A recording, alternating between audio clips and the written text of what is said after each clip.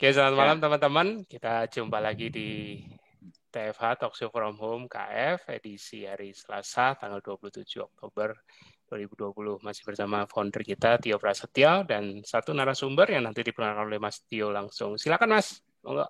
ya. Oke, malam semua. Sorry banget atas keterlambatan untuk masuknya. Selain kendala tadi, ternyata Zoom-nya harus diupdate dulu aplikasi, nggak bisa daftar. Kapan tuh Zoom kok ada update-nya? Memang dia kalau versinya udah agak lama, ada beda berapa kali versi gitu, dia agak nggak kompatibel lagi, Mas. Oh gitu ya. Gitu. Makanya bilang, loh ini Oh. kok loading, mau daftar ke link mas kok loading terus Iya. lama amat. Makanya Jadi selalu aku dicek. ngupdate upstairs.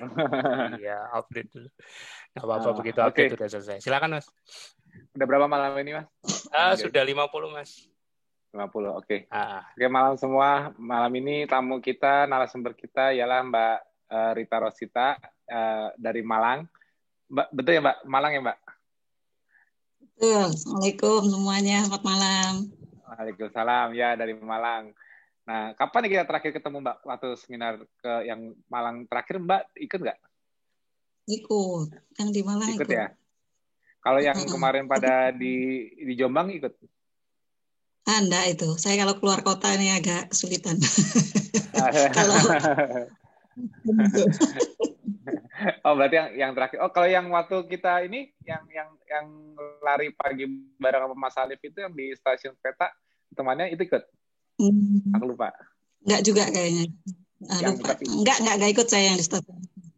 yang Enggak waktu itu ikut. terakhir nggak ikut ya? Yang ke Bromo naik ke atas nggak ikut ya? Enggak, saya ikutnya itu yang pas seminar aja. Tapi kalau kegiatan gatheringnya kayaknya saya enggak bisa ikut waktu itu. Oh, oke, apa? Oke nih, malam ini kita mau minta Mbak Rita untuk cerita pengalamannya nih. Awal kenal KF dari siapa? Terus mungkin kenal dari mana? Waktu itu alasannya apa? Terus kendalanya bagaimana? Ada kendala apa? Respon dari sejawat atau keluarga dan lingkungan gimana? Nah, kita mau dengar ceritanya nih. Mau nggak, Mbak? Oke. Ya, bismillahirrahmanirrahim. Assalamualaikum warahmatullahi wabarakatuh. Waalaikumsalam. Semuanya apa namanya? Saya gabung KF itu pertamanya dikenalkan sama teman dokter juga di kampus ya. Kenalnya dengan dicemplungkan, di-invite ke grup FB KF itu. Nah, jadi waktu itu alasannya itu tidak ilmiah sekali saya dimasukkan, bukan karena saya obes juga waktu itu, overweight ya. Itu tapi karena Mbak sampean iku jadi enggak semua orang Jawa ya berarti. Aku lagi belajar. Kalau Mbak. Itu adik kelas saya. Mbak sampean jualan rendang ya. Saya punya produk rendang. Terus itu di KF itu makanannya hewani semua. Sampean masuk aja grup itu, saya masukkan ya, saya invite gitu, biar bisa jualan di situ. Saya tuh bisa jualan. Gitu. Jadi awalnya tuh gak ilmiah sekali. Waktu itu saya sudah masuk 2018 itu saya sudah sedang menempuh pendidikan S3. Topiknya obesitas waktu itu. Jadi saya dimasukkan saja. Saya tuh akhirnya menyimak ya, sudah menyimak ya. Tidak kepikiran jualan rendang bahkan ya, karena memang tidak diperbolehkan sepertinya ya. Jadi saya dia berjualan. Orang berjualan di situ jelas ya. Jadi tapi saya waktu itu kan karena dimasukkan sama teman itu, sama adik saya itu, terus saya lihat, baca, dan topiknya itu banyak yang berhubungan dengan topik disertasi saya tentang obesitas waktu itu. Terus kemudian jadi saya itu waktu itu tentang adiposit sel lemak ya, saya ini penelitiannya. Kemudian saya presentasi, kalau ini sedang menempuh kan ada presentasi gitu tentang obesitas, tapi saya tampil di depan prof, di depan audiens itu untuk kita sebutnya SKI, seminar karya ilmiah gitu kan ya, ada berapa tahapan. Saya tampil di depan, udah gitu tentang obesitas, bahayanya begini-begini gitu kan ya. Sudah gitulah Anda sendiri kan. Lah Anda sendiri juga gitu. Waktu itu dulu Mbak obes juga? Ya enggak sih, ininya BMI-nya enggak sampai ini ya, overweight saya tergolongnya waktu itu ya. Tapi ya sekarang udah ideal banget. sudah secara performance saya kelihatan gemuk sekali gitu kan, tinggi nggak seberapa juga soalnya kan. Nah itu Jadi terus penasaran lah foto lamanya. Mudah-mudahan ada foto lama bisa di-share ini. Penasaran. gitu ya. Jadi waktu itu saya waktu ngikuti KF itu tertarik juga gitu. Jadi yang apa devo-revonya itu luar biasa gitu kan ya. Terus saya coba pelajari, waktu itu saya sudah nyoba kontak Mas Tio waktu itu WA-an, waktu itu saya tanya-tanya tentang topik disertasi saya waktu itu kan pernah ya. Tapi saya Lupa. lebih mengarah ke bukan ke imunologi, ke biokimianya, tapi saya mengarah ke kerusakan sel-selnya, ke nekrosis sel, ya, yang menghasilkan HMGB1. Waktu itu Mas Tio nggak mempelajari sampai ke sana gitu, jadi saya nggak lanjut konsul saya waktu itu. Nah, itu jadi sambil kemudian saya ada jeda lama dari SKI ke-4 atau ke-3 dan ke-4 itu saya jeda lama karena mengumpulkan bahan. Nah, itu saya mencoba KF waktu itu gitu. Saya sudah nyoba jadi mengaplikasikan gitu kan ya. Jadi setengah, jadi sampai saya disebut jadi kelinci percobaan di badannya sendiri katanya. Yang keempat saya tampil itu saya sudah ideal, saya BMI-nya itu saya sudah ini ya begitu. Sampai pada kaget loh katanya kan lama enggak muncul, kemudian tiba-tiba saya daftar untuk tampil presentasi lagi. Itu sudah itu terus kemudian saya ini, tapi saya di skakmat gitu ya, tadi kan kendalanya itu ya tentang oleh penguji saya, bahkan kalau promotor saya oke-oke aja gitu, bahkan banyak-banyak gimana? Sorry, di skakmatnya gimana? Jadi ya tentang KF beliaunya itu sudah banyak diundang, ditanyakan tentang, tapi memang bukan KF, diet keto yang beliaunya paham. Diet keto, jadi saya intinya saya di itu tuh di-cut gitu ya. Kalau untuk ke arah sana dia tidak membuka ruang diskusi. Waktu itu di presentasi itu. Jadi saya yang juga mahasiswa ya, murid yang ke dosennya ya, oke, saya langsung keep silent tentang itu. Tapi saya sebenarnya masih mencoba gitu. Waktu itu masih mencoba untuk membuka ruang diskusi tentang jurnal-jurnalnya gitu ya. Adu jurnal ayo gitu kan ya. Cuma memang saya kalah posisi gitu. Saya mahasiswa soalnya. Jadinya saya sewaktu diskusi cuma berdua aja di dalam rangka konsultasi, saya buka lagi diskusi tentang KF itu. Kemudian tanpa memanjangkan ini, saya tuh kan pengennya adu argumen gitu kan ya, adu jurnal juga, ini jurnal saya yang ketahui itu ini gitu. Nah, itu beliaunya itu buka jurnal di depan saya, dia tuh ke saya tuh gini, sebentar, stop dulu katanya, kan saya mau cerita banyak gitu tadinya, stop dulu katanya. Terus udah gitu dia buka di laptopnya, saya disuruh baca artikel yang beliau yakini gitu kan ya, karena sudah systematic review-nya sudah yang level artikelnya apa Mbak? Jadi intinya namanya ketum gitu kan ya. Sorry, yang Lancet bukan? Yang Lancet bukan? Lancet bukan? Ya itu Lancet itu. Itu jurnal yang aku bantai waktu itu. Nah, saya levelnya belum bisa membantai sama Istio. Jadinya saya begitu. Aduh, harusnya profesornya ketemu aku itu. Mbak, kapan itu ada rencana yang seminarnya di gedung dinas sosial itu kan, tadinya kan mau di gedung FK itu, saya sudah ngurus gitu kan ya, saya di-cut juga oleh prof beliaunya itu gitu loh. Jadinya sebenarnya saya ingin tuh, ayo kalau ini saya undang sekalian untuk dipertemukan gitu, kalau saya nggak level ya Istio aja deh yang maju gitu ya. Mau dong mau banget aku di hadapan para profesor, mau dong, apalagi ngebahas Lancet itu. Mas Tio mah jangan ditanya. Kalau aku udah lulus mungkin ya saya posisinya nggak underestimate gitu kan ya. Karena mahasiswa, jadi saya juga nggak dalam posisi untuk gitu ya. Beliaunya penguji, jadi kalau promotor saya malah lebih bersifat mendengar dan akomodatif gitu kan ya. Cuma tapi mereka ngeliat perubahan di Mbak kan, lihat kan? Maksudnya mereka lihat perubahan di Mbak, perubahan juga kan, maksudnya si profesor juga ngeliat kan, kalau Mbak tambah kurus nggak nanya-nanya, kamu kok kurusan kok ideal sekarang gitu, nggak nanya gitu. Iya. saya cerita gitu kan, saya cerita gitu, saya juga menginginkan gitu. Jangan ya, malah beliaunya tuh tambah jangan, itu intinya bahaya gitu loh intinya. Terus ditunjukkan dengan ya sebagaimana yang banyak di apa namanya dipertanyakan tentang bahaya keto jarak jangka panjang ini itu gitu ya. Jadi saya tidak dalam membuka ruang diskusi dengan beliaunya itu agak sulit gitu ya. Jadi sampai sekarang seperti itu. Jadi waktu kapan itu di UB itu mau saya kan sudah diskusi sama Mbak Tri ya. Ayo Mbak Rita kalau mau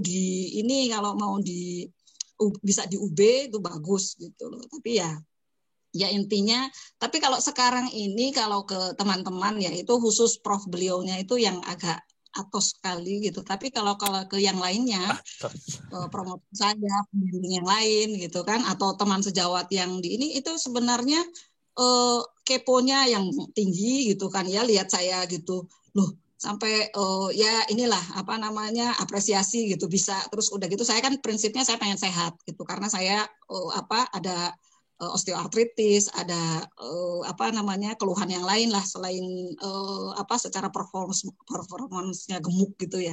Nah, terus itu apa namanya kalau teman-teman tuh ya banyak saya share juga itu apa namanya protokol gitu. Terus ngajak cuma memang beratnya itu sepertinya kalau di yang apa itu bukan dari segi bahaya atau apa, tapi katanya berat gitu. Beratnya ya mungkin kenapa disebut warrior ya gitu karena memang untuk bisa menjalaninya godaannya begitu berat katanya ya, nggak bisa ninggalin nasi, nggak bisa ninggalin mie gitu kan ya, atau ya karbo atau buah gitu ya, yang terutama katanya buah yang nggak bisa ninggal ya seperti itulah. Jadi kalau saya merasa dari apa namanya perkembangannya dari yang saya rasakan, penerimaan kalau keluarga tidak ada masalah, malah kakak saya yang keluarga saya juga sudah berapa yang ikut ya, sudah 3 orang yang juga ikut join dari segi proporsionalnya, terus dia punya sakit diabetes jantung itu sudah ininya membaik dan tanpa obat sekarang. Wow. Ya memang harus jadi living proof itu penting gitu kan ya, karena kalau kita hanya menjelaskan gitu enggak, responnya itu malah enggak ini gitu. Tapi kalau dengan living proof kita buktikan sendiri gitu, itu responnya mereka apresiasinya lebih bagus.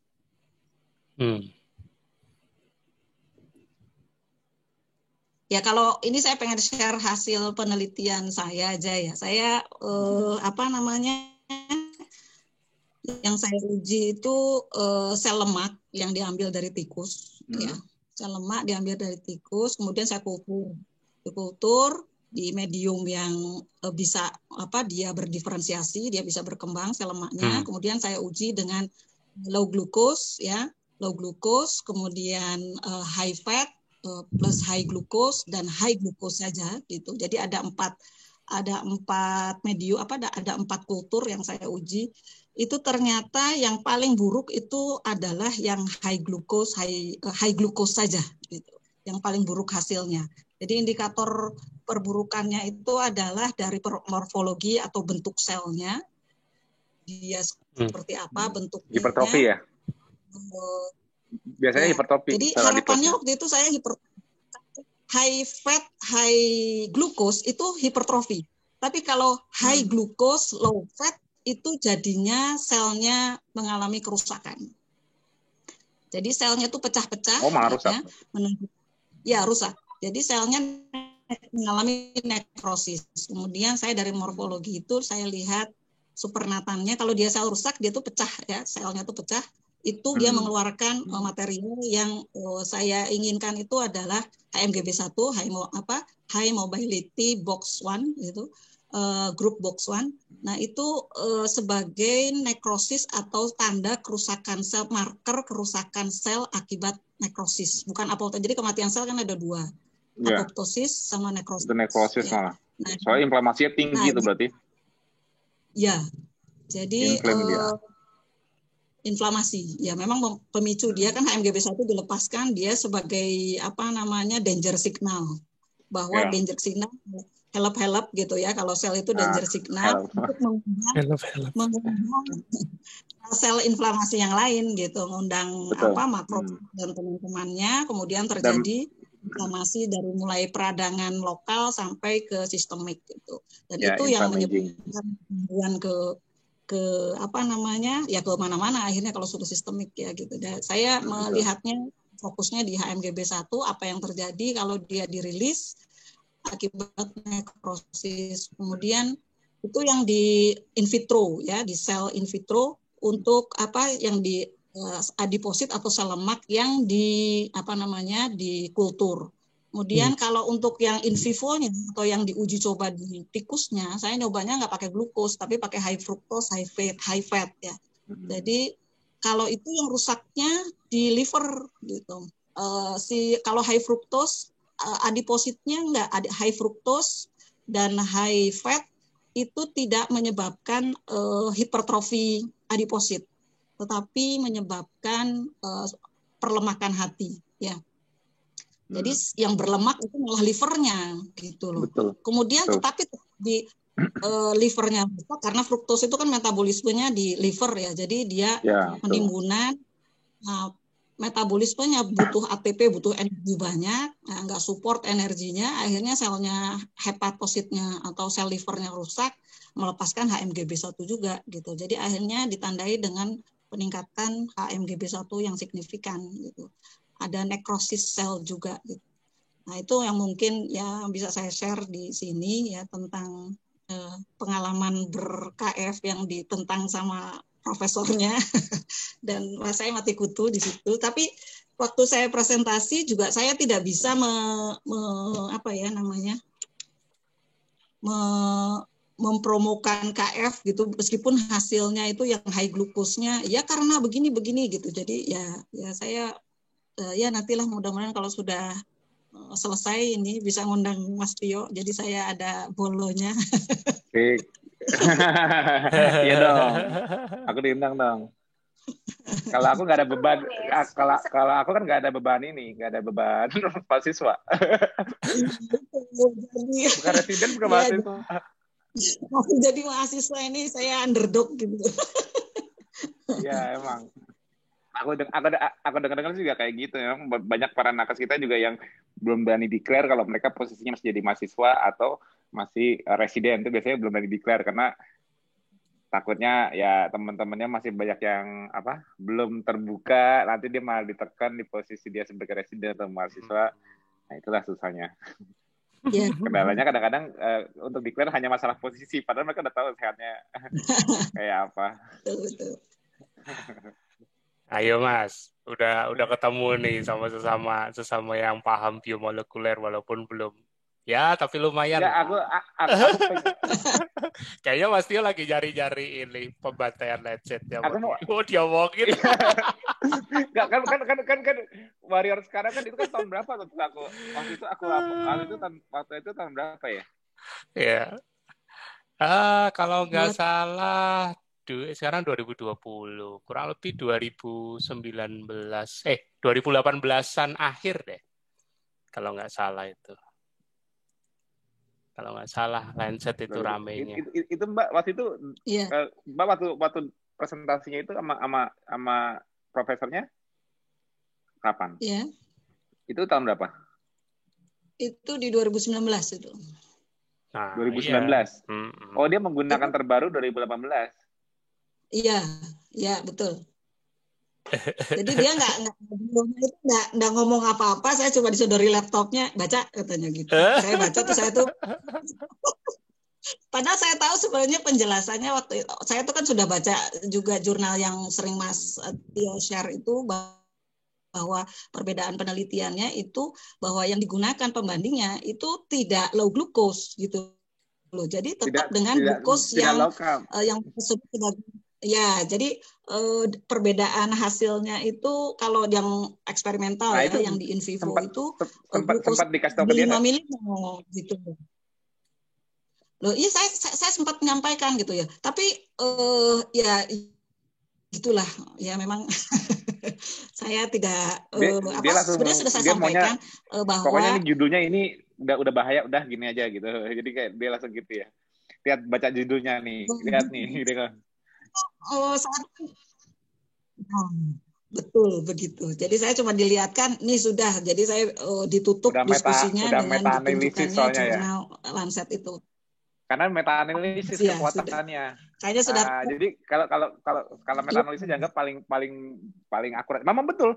Aku sudah nggak bohong paling loh, tinggi. meta analisis itu memang paling akurat Bisa. karena kan paling tinggi. Tapi flow-nya dia nggak mau lihat flow. Dia cuma mau tahu kata tulisan meta analisisnya, flow hipotesanya, flow dari prosedurnya di mana dia nggak mau ngeliat. Yang penting meta analisis terhadap lockup kan, yang judulnya yang penting gitu kan.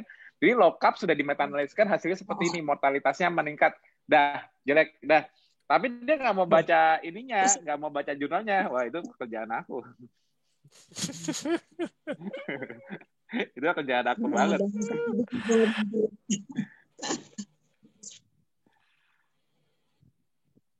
Mas Bud. Terus Mbak, terus sama respon sejawat pertama kali Mbak jalanin gimana, Mbak? Ya. Respon pas lihat Mbak kurus atau begini, atau ada yang nakut-nakutin juga nggak selain profesornya? Enggak sih, kalau gitu kalau saya ngalaminya responnya sih kalau yang sejawat ataupun yang ya meskipun tidak pro tapi juga tidak menentang gitu kan ya. Wah ya cuma mengapresiasinya bagus aja sih. Cuma katanya ini apa namanya bahaya buat ginjal ya. Katanya saya baca diet keto itu bahaya. Kalau saya bilangnya saya sih nggak diet keto. Kalau saya sih sebenarnya utamanya fasting gitu kan ya, di fastingnya.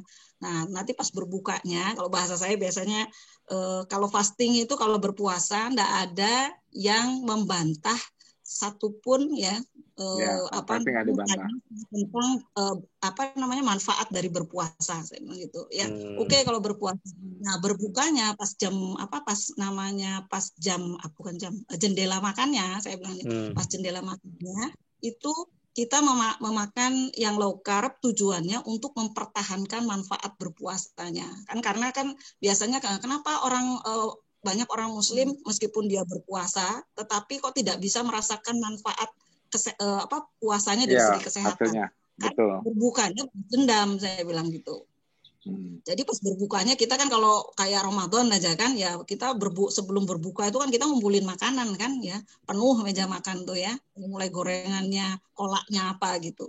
Nah itu sebenarnya puasanya itu tetap memberikan manfaat tetapi dibuyarkan gitu kan ya, jadi dibuyarkan oleh berpuasanya yang yaitu saya kalau bahasa saya ke teman-teman itu balas dendam gitu, sehingga yang tadinya ini sudah membaik gitu, tapi bukan berarti tanpa memberikan manfaat kalau dari sudut pandang jadi kalau gitu puasanya sia-sia dong gitu, enggak juga gitu, tetap dalam hal itu berpuasanya itu tetap memberikan manfaat, karena kalau misalnya dihitung resultantenya gitu kan ya, resultantenya bahwa setelah memberikan manfaat sampai 10 kemudian buyarnya karena makanannya yang pas berbukanya itu balas dendam. Nah, itu maka misalnya ini kan minus 5 gitu kan ya, turun tetap ada nilai positifnya di situ bahwa tubuh masih sempat mengalami diistirahatkan sel-selnya, bisa autofagi, bisa bersih-bersih sel, bisa detox gitu. Jadi kalau dari segi bisa menjelaskan ke teman-teman atau ke pasien itu bahwa tetap ada manfaatnya. Ya misalnya saya ditanya, saya tuh bisa kalau berpuasanya, tapi kalau low carb-nya saya nggak boleh makan ini itu, ya sehingga menurunkan standarnya dengan ya ngurangi nasi aja dulu gitu. Jadi agar tidak terlalu berat untuk mengawali. Agustus, Mas. Agustus 2018. Oh iya. Tuh, itu yang aku tandain tuh. Itu ya, Mbak, yang ditunjukin sama profesornya itu. Ya, persis ini. Pokoknya belakangnya kohort memetaan. Nih, aku mau jelasin ini boleh nggak? Boleh, Mas. Silakan. Boleh. Refresh. Kita aduh, ini kok hilang. Zoom-ku hilang ya, Mas ya? Enggak, masih ada. Oh. silakan share Mas. Ya, tadi udah ya, dari yang di-share Mas Budi ya, soal itu ya. Oke, ini aku buka yang ininya nih. Low carbohydrate diet. Ya. Ditidurin aja Mas.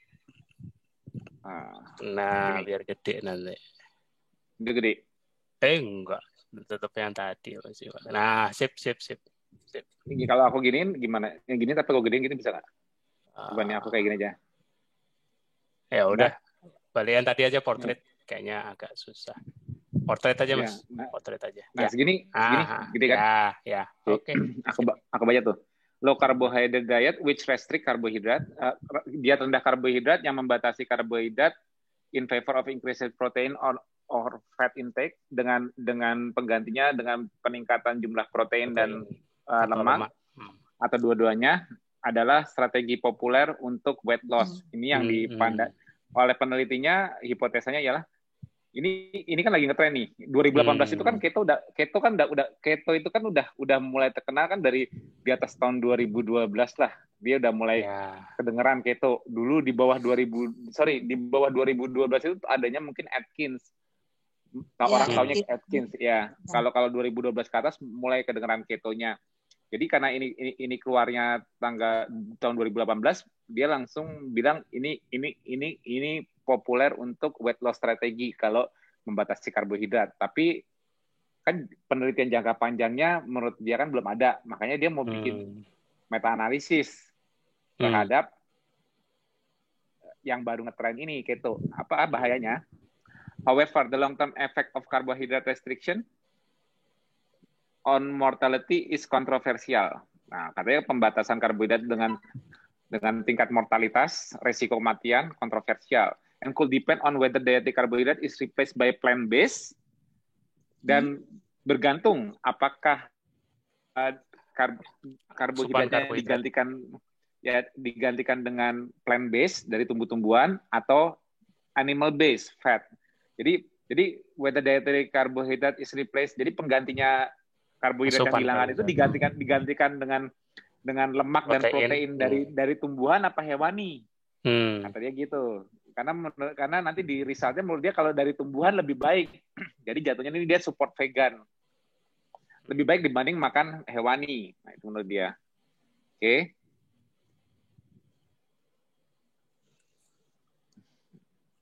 Mohon maklum karena dari galeri jadi harus satu-satu. Ya, buat lagi. Nah, ini gede nggak Mas? Kelihatan nggak? Ya. Kelihatan. Kelihatan ya, oke. Metodenya, dia kan tadi ngomongnya tahun 2018 kan? Oke. Karena 2018 udah ngetren orang pada weight loss dengan cara menurunkan karbohidrat supaya bisa weight loss. Ngetrennya gitu katanya. We studied kita mempelajari 15.428 orang dewasa. Gile, sampelnya banyak banget. 15.428 yang berumur antara 45 tahun sampai 64 tahun. Di 4 komunitas di Amerika yang telah mengkomplitkan pertanyaan dietary questionnaire. Jadi dikasih questionnaire, isinya makanan apa aja yang dia makan seminggu berapa kali gitu-gitu. Dia ngisi, nanti dia dikelompokin sendiri sama penelitinya. Complete a dietary questionnaire at enrollment at atherosclerosis risk in community ARIC. Jadi dalam komunitas ARIC ini yang resiko plak pembuluh darah untuk between lihat dalam kurungnya, catat ya, between 1987 dan 1989. Ini penelitian tahun 2018 ya, tapi kuesionernya yang sudah dilengkapi tahun 1987 dan 1989. Jadi nanti catch-nya di mana? Aku udah kasih pesan pertama, keto itu baru 2012 ke atas deh, orang baru tahu diet keto sebagai selain epilepsi. Nggak ada tuh tahun 1987, 1989 orang yang ngerti. Tapi kan ini kan dia soalnya mau data, soalnya ada data. Ya udah datanya diambil dari yang kuesioner yang pernah disebar tahun 1987 dan 89. Ikutin ya. Jadi kita ikutin pelan-pelan. And who did not report extreme calorie intake, dan tidak melaporkan kalori yang berlebihan, tidak kurang dari 600 atau tidak lebih dari 4.200. Itu cuma standar kuesioner, dipilih yang tidak makan kebanyakan banget atau makan sedikit banget gitu aja. Nah, ini penjelasannya untuk men di bawah 500 kalori, wanita di atas 3.600 kalori. The primary outcome was all-cause mortality. Jadi, outcome yang dicari itu ialah resiko kematiannya bagaimana. Tingkatan resiko kematian. We investigated the association between the percentage of energy from carbohydrate intake and all-cause mortality. Jadi, mereka menginvestigasi hubungan antara persentase dari energi yang berasal dari karbohidrat dengan mortalitas. Jadi gini, kalau karbohidrat sekarang misalnya sekarang disarankan menurut anggapnya gizi seimbang berapa sih persen ya? Kalau sekarang gizi seimbang berapa sih aku nggak tahu. My plate itu kira-kira berapa sih? 40% kisaran ya? 45 sampai 55. Kalau kata Mas Piprim, kalau seimbang berarti harus 33%. Kata Mas Piprim. Tapi kalau aku lihat kan gizi seimbang sekarang kalau nggak salah sekitar 50-60%-nya karbohidrat kan. Range-nya 45-55 biasanya. Ya, 45. Oke, siap ya. Jadi kalau persentase itu naik turun, itu yang diinvestigasi. Hubungannya apa dengan resiko kematiannya? Oke. The primary we further examine this association combining ARIC data with data from carbohydrate intake report from 7 multinational prospective studies in a meta-analysis. Wah, digabung lagi. Jadi dia ARIC dari komunitas ARIC ini data yang tahun 1987-89 tadi digabung lagi dengan dari 7 multinational studi seluruh dunia nih berarti kan. In a meta-analysis, dalam sebuah meta-analysis. Makanya dibilang, ngeri banget nih, akurat banget nih berarti kalau meta-analysis. Makanya meta-analysis jadi kekuatan dia. Finally, we assess whether the substitution of animal or plant source of fat and protein for carbohydrate for affected mortality. Terus akhirnya dia juga mencari klasifikasi lagi. Yang paling meningkatkan resiko mortalitas itu yang sumber yang low carb ala dia dengan protein dan lemak yang dari tumbuhan apa protein lemak dari hewani yang resiko mortalitas meningkat. Oke. Finding. During a median follow-up of 25 years, setelah di follow-up selama 25 tahun, katanya dia. 25 tahun, apa kurang long term tuh? Aku aja baru 12 tahun. 25 tahun, apa kurang long term ya? Kalah deh aku, udah kalah.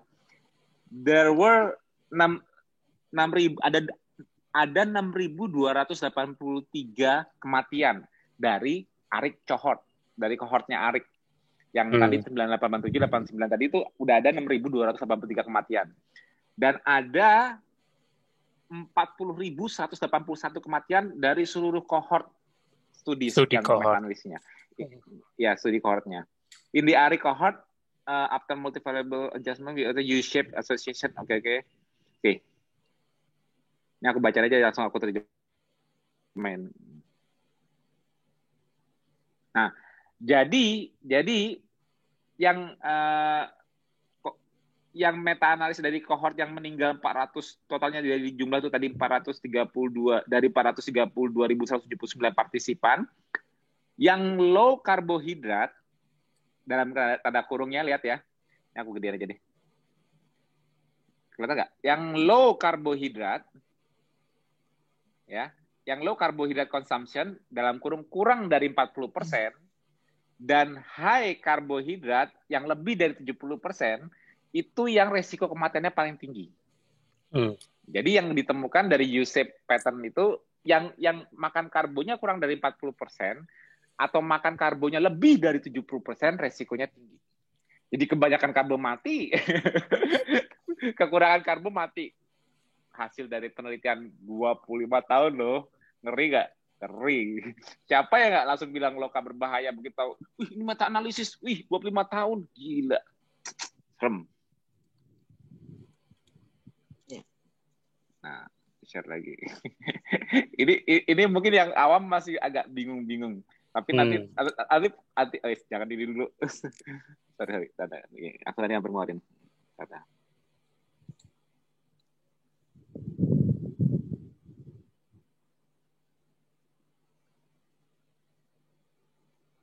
Ini aku keluar yang ini dulu, tapi sebentar aja nih. Ini tadi kan finding-nya udah ya. Tadi U-shape-nya kan 78%. Nah, yang interpretation-nya nih. Both high and low carbohydrate percentage of carbohydrate was associated in the case model. Nah, jadi interpretasinya, penterjemahannya, yang aku bilang tadi berarti benar. Yang high terlalu tinggi dan terlalu rendah karbohidratnya berasosiasi dengan meningkatnya mortalitas, resiko kematian. Dengan resiko paling terendah diamati kalau kita makan karbonya 50-55%. Ya seperti sekarang orang normal, anjuran pemerintah sekarang makan 50-55%. Itu kalau ditemukan selama 25 tahun, itu resikonya katanya paling rendah dibanding yang karbonya di bawah 40% atau di atas 70%. Low carbohydrate diet patterns favoring diet rendah karbohidrat yang memilih animal derived protein and fat, yang memilih protein dan fat sumber dari contohnya lamb, kambing, beef, pork, chicken, pokoknya hewan-hewani lah. Itu diasosiasikan dengan mortalitas yang paling ngeri, paling tinggi. Sedangkan yang memilih makanan dari protein dan lemak yang dipilihnya dari sumber tumbuhan, misalnya minyak goreng, apa protein dan lemaknya tinggi tapi dari tumbuh-tumbuhan ya, jadi modelnya hampir kayak vegan, seperti sayur, kacang, peanut butter, roti gandum. Roti gandum. Nah, ini lucunya ya, catat ya, roti gandum. Itu diasosiasikan dengan mortalitas lebih rendah. Yang lebih rendah. Oke. Ikutin aja terus. Nanti yang awam pun akhirnya loh, oh gitu. Di balik ngerinya judul ternyata flow-nya parah banget. Nih, studi desain dan partisipan. Makanya aku kalau disuruh profesor, nih baca ya prof saya baca. Nih tak tunjukin semua. Nih. The study design and participant. The arteriosclerosis risk in communities ARIC study is an ongoing prospective observational study of cardiovascular in US community. Nah, ini consisting. Nah, ini nih studi partisipasinya benar yang tadi ini cuma diulang aja. Umur 45-64, antara tahun 1987 sampai 89, visit 1. Terus follow up visit lagi tahun 1990, 992 ya. Ingatin tahunnya. Yang ketiga 993, 995, ingetin tahunnya. Nah, dikasih questionnaire lagi 996, 998. Yang kelima 2011, 2013. Yang keenam sampai dia ngasih hasil ialah 2016, 2017. Ya, oke ya. Kenapa bisa jangka panjang 25 tahun? Karena diambilnya dari 1987. At each participating site, an institutional review board approved studi protocol. Participant provide with written information commentary. Nah, jadi mereka itu dikasih dietary informasi diet apa yang mereka makan. Jadi ada nama-nama makanan, mereka tinggal ngisi gitu questionnaire. Ya betulnya, yang prosedurnya udah benar. Partisipan complete an interview that include 66 item. Jadi 66 jenis makanan untuk diisi. Kamu makan ini nggak? Makan ini nggak? Makan ini nggak? Misalnya ini ada roti, ini nggak ikan, telur ayam, daging, ini lemak-lemaknya mungkin pokoknya sama dia tinggal cocok dari doang questionnaire di polling gitu. Nah, standard portion size we provide as reference intake estimation. Jadi gini, porsinya standar porsinya digunakan sebagai referensi untuk estimasi berapa yang dia makan dan gambar dan model makanan ditunjukkan oleh interviewer yang interview di each examination. Jadi katanya gini, kamu makan apel nggak? Makan roti gandum nggak? Ada rotinya, dia ada contreng. Porsi kira-kira berapa nih? Isi porsi saya makan ini cuma segini. Dalam sehari saya makan ini cuma segini. Ini. Jadi lihat mana dari gambar-gambar makanan itu mana yang dia contreng, porsinya semana dan totalnya semana. Jadi interviewernya itu kalau nyontek misalnya gini, oh nasi, oh saya makan nasi cuma sepiring. Terus sebelahnya diconteng, oh rendangnya saya makan ini mah banyak, saya bisa 2 mangkok misalnya. Nasi cuma sepiring 2 mangkok. Sayurnya saya makan di sayur dikit, nggak suka sayur misalnya. Tinggal ngisi doang kan, gampang. Oke. Lama-lama nggak. Nah, prosedur outcomes, oke. Nah, ini dia. Lihat tuh yang resiko mortalitasnya warna merah, titik merahnya. Nah, lihat ya. Itu lihat bawahnya. Ini kalau baca tabel, catat nih yang bawah. Energi from karbohidrat dalam persen. Jadi, lihat tuh. Paling rendah 20% ya karbohidratnya ya. Tapi nggak ada yang sampai segitu ya. Sampai 40% batas linearnya ya. Jadi titik-titik hasil dari kuesioner itu ini kan Arik studi ini kan macam dibandingin. Jadi rata-rata tanda merah titik merah ini ialah posisi persentase karbohidrat yang dimakan dengan resiko mortalitas tertinggi. Jadi yang makannya ini aku ambil garis kira-kira nih ya, mulai dari 25%, yang makannya karbohidrat cuma 25%, cuma 30%, dan nggak nyampe 40%, ini yang resikonya mati. Kalau kelihatan dari ini, iya ya, karbohidrat berkurang dari 40% aja, resiko kematiannya meningkat ya. Berarti kan yang di atas 40% ke sana isinya apa? Protein dan lemak. Kan makronutrisi 3, karbohidrat, protein, dan lemak. Persentase karbohidrat di bawah 40%, resiko. Yang 40% ke sini, kalau yang titik sebelah sini, kalau yang ini merahnya makin ke sana, otomatis kan protein dari 100% kan yang mengisi kan protein dan lemak dong. Ngerti nggak maksudnya? Ya, oke.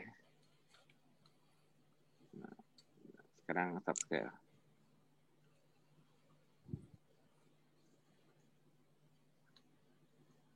Nih yang dibilang nih, U-shape-nya nih. Nah, tuh, akhirnya ketemu. Ya, lihat. Yang biru, yang mortalitas dianggap yang di tengah-tengah ini antara 40 sampai 60 berapa nih? Sampai 50. Ya 50-55 lah anggap aja ya. Itu yang paling aman, resiko mortalitas rendah. Tapi yang ketinggian karbohidratnya di atas 70%. Yang bawah sini nih. Yang di 70% ke sana, ini resikonya tinggi mortalitasnya. Lihat nih. Yang ketinggian, jadi kalau kayak eksperimen Mbak Rita tadi, yang glukos semua tinggi. Ini nekrosis semua. Nah, ini memang udah pasti bahaya nih. Ini sama aja dia protein dalam lemak nggak dimakan, makannya manis-manis terus pasti di sini. Ini gula apa semua dimakan. Ya. Ini resikonya udah jelas tinggi nih. Ini bunuh diri kalau yang 70% ke sini. Ya. Tapi nih lihat nih, dia ada pattern birunya nih. Walaupun resiko tinggi, tapi kalau sumber lemak proteinnya jadi dia kalau sumber di sini nih, yang paling sumber lemak dan proteinnya dari tumbuhan, minyak goreng apa gitu, seperti saran sekarang ini lebih aman daripada hewan, itu kata resiko lebih rendah. Yang ngeri nih, iya tuh. Kalau persentase karbohidratnya kurang dari 40%, resikonya mortalitasnya lebih meningkat. Lihat ya. Tadi di yang tadi malah nggak sampai 20%. Ini nggak tahu kenapa tadi garis gini. Ini batasnya nih. Nggak mungkin ada yang sampai 0 karbonya, nggak mungkin. Tapi tadi dari data tadi tidak ada yang sampai menyentuh angka 20%. Ini resikonya meningkat. Oke ya. Pokoknya intinya gini, menurut dia semua yang mengisi nama makanan, mengisi kuesioner makan karbohidratnya kurang dari 40%, resikonya meningkat. Ya. Oke. Nah. Sekarang gimana? Ada yang mau bertanya nggak? Terus yang low carb-nya itu gimana? Yang low carb-nya apa namanya dibilang bahaya, berarti benar dong Mas. Itu buktinya dimakan di 40% mortalitasnya meningkat semua Mas. 25 tahun lebih cepat mati. Kalau makan karbohidrat di bawah 40%, ternyata lebih cepat mati dibanding yang makan karbohidratnya 50% ke atas. Resiko arteriosklerosisnya masuk meningkat begitu makan rendah karbohidrat karena isinya protein dan hewani. Maksudnya makan protein dan lemak dari sumber hewani, resiko meningkat. Secara logika sih memang kayaknya ngeri ya jadinya, ngeri gitu ya. Makanya jangan salah kalau Mbak nggak salah juga kalau Mbak Rita profesor yang nggak mau baca lagi, nih udah baca, nggak usah lanjut diskusi, udah meta analisis paling kuat. Kamu ngurangin karbo di bawah 40% aja resikonya udah gede, nggak usah dibahas lagi. Nah, tuh lihat kan. Mau tahu nggak orang-orang yang dikasih kuesioner itu orang-orangnya makan apa? Mau tahu nggak antara 1987 sampai 89 tadi sampai follow up itu di masa di mana keto belum ada ya. Dan itu komunitas bukan komunitas keto ya yang ingat dengan catatan. Yang isi kuesioner itu bukan komunitas keto, bukan yang menghindari karbohidrat, tapi di seluruh dunia, anggapnya gini, kayak aku mau ke Jakarta, di Jakarta aku bagiin kuesioner. Nah, yang resikonya tinggi kalau yang makannya seperti ini dari kuesionerku di Jakarta. Lihat gambarnya.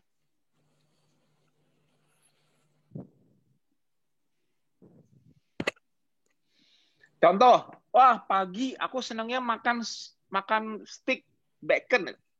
Breakfast-nya berlemak nggak tuh? Iya. Ya, lihat kan hampir karbohidratnya cuma tomat doang. Ya, tomat bukan karbohidrat mah.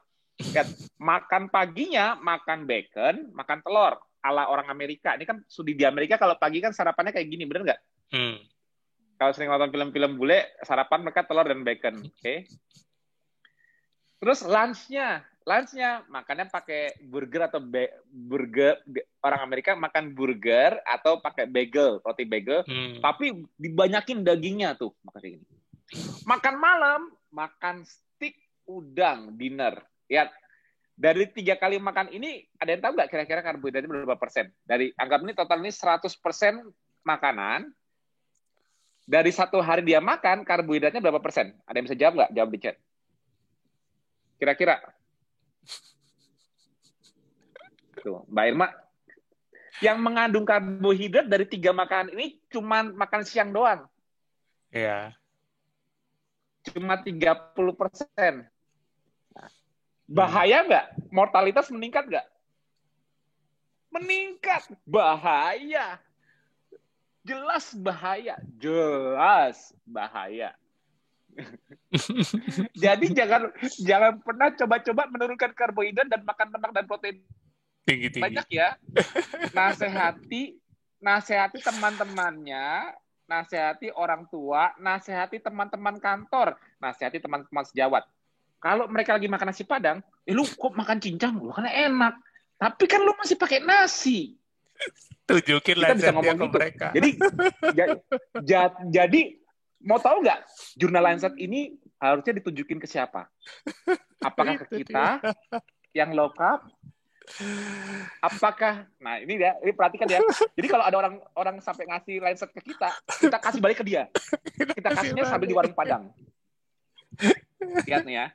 Ini Lancet ya, lihat dengan adanya roti burger itu dia 30%, anggap aja tadi Mbak Irma. Nah, sekarang kita lihat lagi. Ini loh yang dimaksud, makanya jangan langsung nih, kalau lagi makan Padang,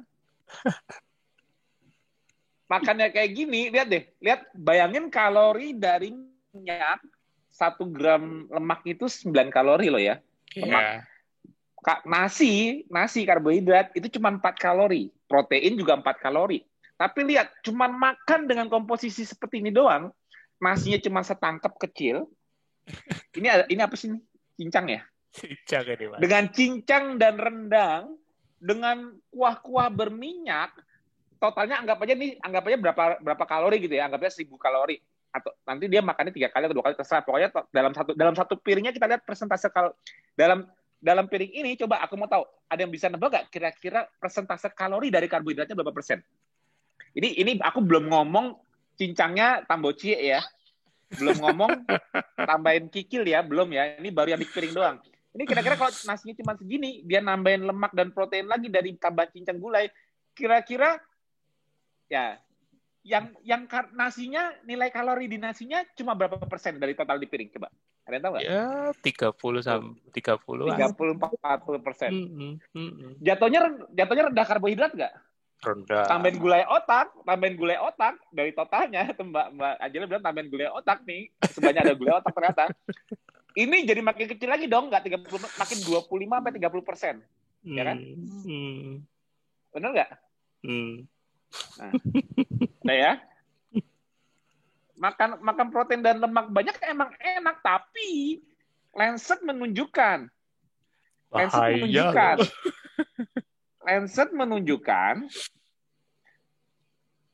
kalau yang makannya di bawah 40% dan sisanya diganti protein dan lemak, lihat titik merahnya, meta-analisis pula, mortalitasnya meningkat, risiko matinya tinggi. Muncul jantung dan sebagainya. Karena apa? Karena makan nasinya cuma setangkep, banyakin lemak itu. Kalau mau makan lemak dan protein seperti itu, pastikan makannya itu seperti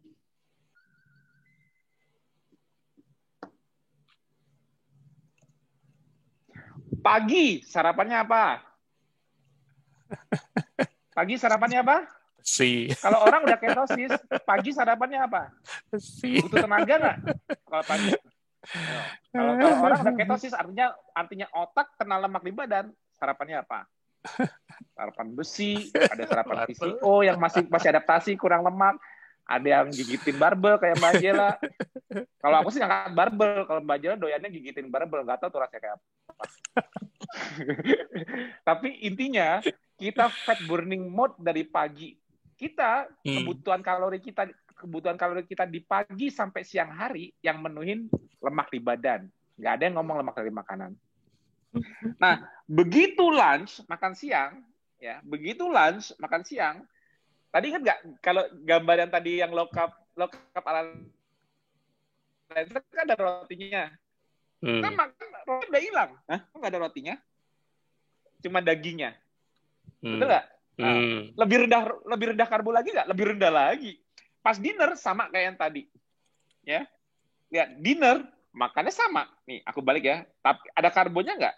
Nggak kan? Nah, coba nih aku balik lagi nih. Ini yang tadi kita. Ini yang Lancet. Paginya dia ada egg and bacon. Siangnya tadi kita ada makannya yang masih ke jam 12, tapi ada rotinya nggak? Nggak ada. Oke. Malamnya kita sama kayak itu, sama-sama nggak ada karbonya. Itu mungkin masih nambahin kentang dikit-dikit. Nah, sekarang aku tanya, kalau ini di bawah 40%, tapi di atas 20%, bener nggak? Di atas 20% nggak karbonya? Ya kan? Nggak mungkin di bawah 20% kan? Iya. Kalau yang ini,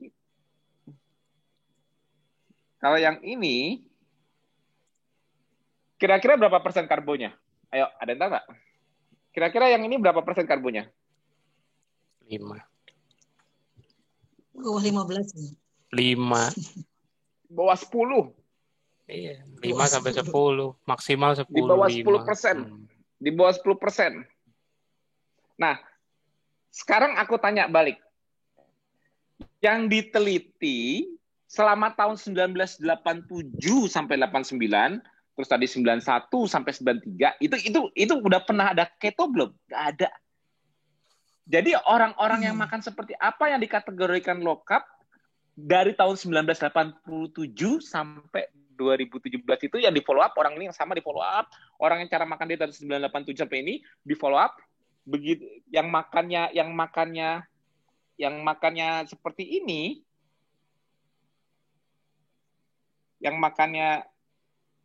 seperti ini, di follow up 25 tahun ya, 25 tahun di follow up, yang makannya seperti ini ternyata resikonya tinggi, sumber hewani semua, begini.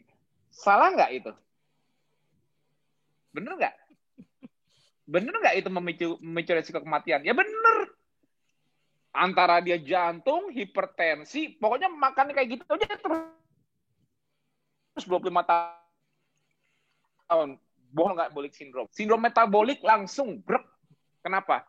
Karena kamu tidak ketosis. Ya. Karena kamu masih nyari gula, kamu makan protein dan lemak tinggi. Betul. Kira-kira kalau respon insulinnya masih tinggi, tapi makan lemak dan protein banyak, lemaknya diapain? Dibakar apa disimpan? Kira-kira yang makan kayak gini mengurus apa menggemuk? Aku tanya, coba. Yang makan seperti ini mengurus apa menggemuk? Ayo aku tanya. Nggak gemuk lah. Nah itu apa? Ada roti di tengahnya.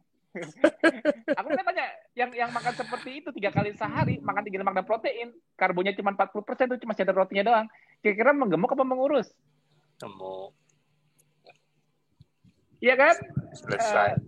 Itu dia, makanya begitu lihat Lancet yang resiko tinggi ini, gunakan ke setiap makan sama teman-temannya di warung Padang. Jadi kalau teman-temannya di warung Padang lagi pada makan kayak gini, begitu dia mau nambah tunjang, langsung ingetin, baca nih Lancet, baca, jangan nambah lauk. Jadi di bawah 40%. Kalau lu nambah lauk, kalau lu nambah rendang, kan makan karbo dengan lauk tinggi lemak dan protein memang enak, bener nggak? Makan nasi, banyakin ayam, ikan, telur, daging berlemak-lemak, enak nggak? Enak. Tapi kata Lancet, resikonya makin tinggi. Alias selama masih ada karbo, tidak ada tinggi lemak dan protein baik. Jadi kalau yang masih tambocie untuk tunjang, lagi makan rame-rame nih, dijajarin terus di semua oke di piring-piring kecil. Dia makan nasi, dia pakai nasi. Kita nggak pakai nasi.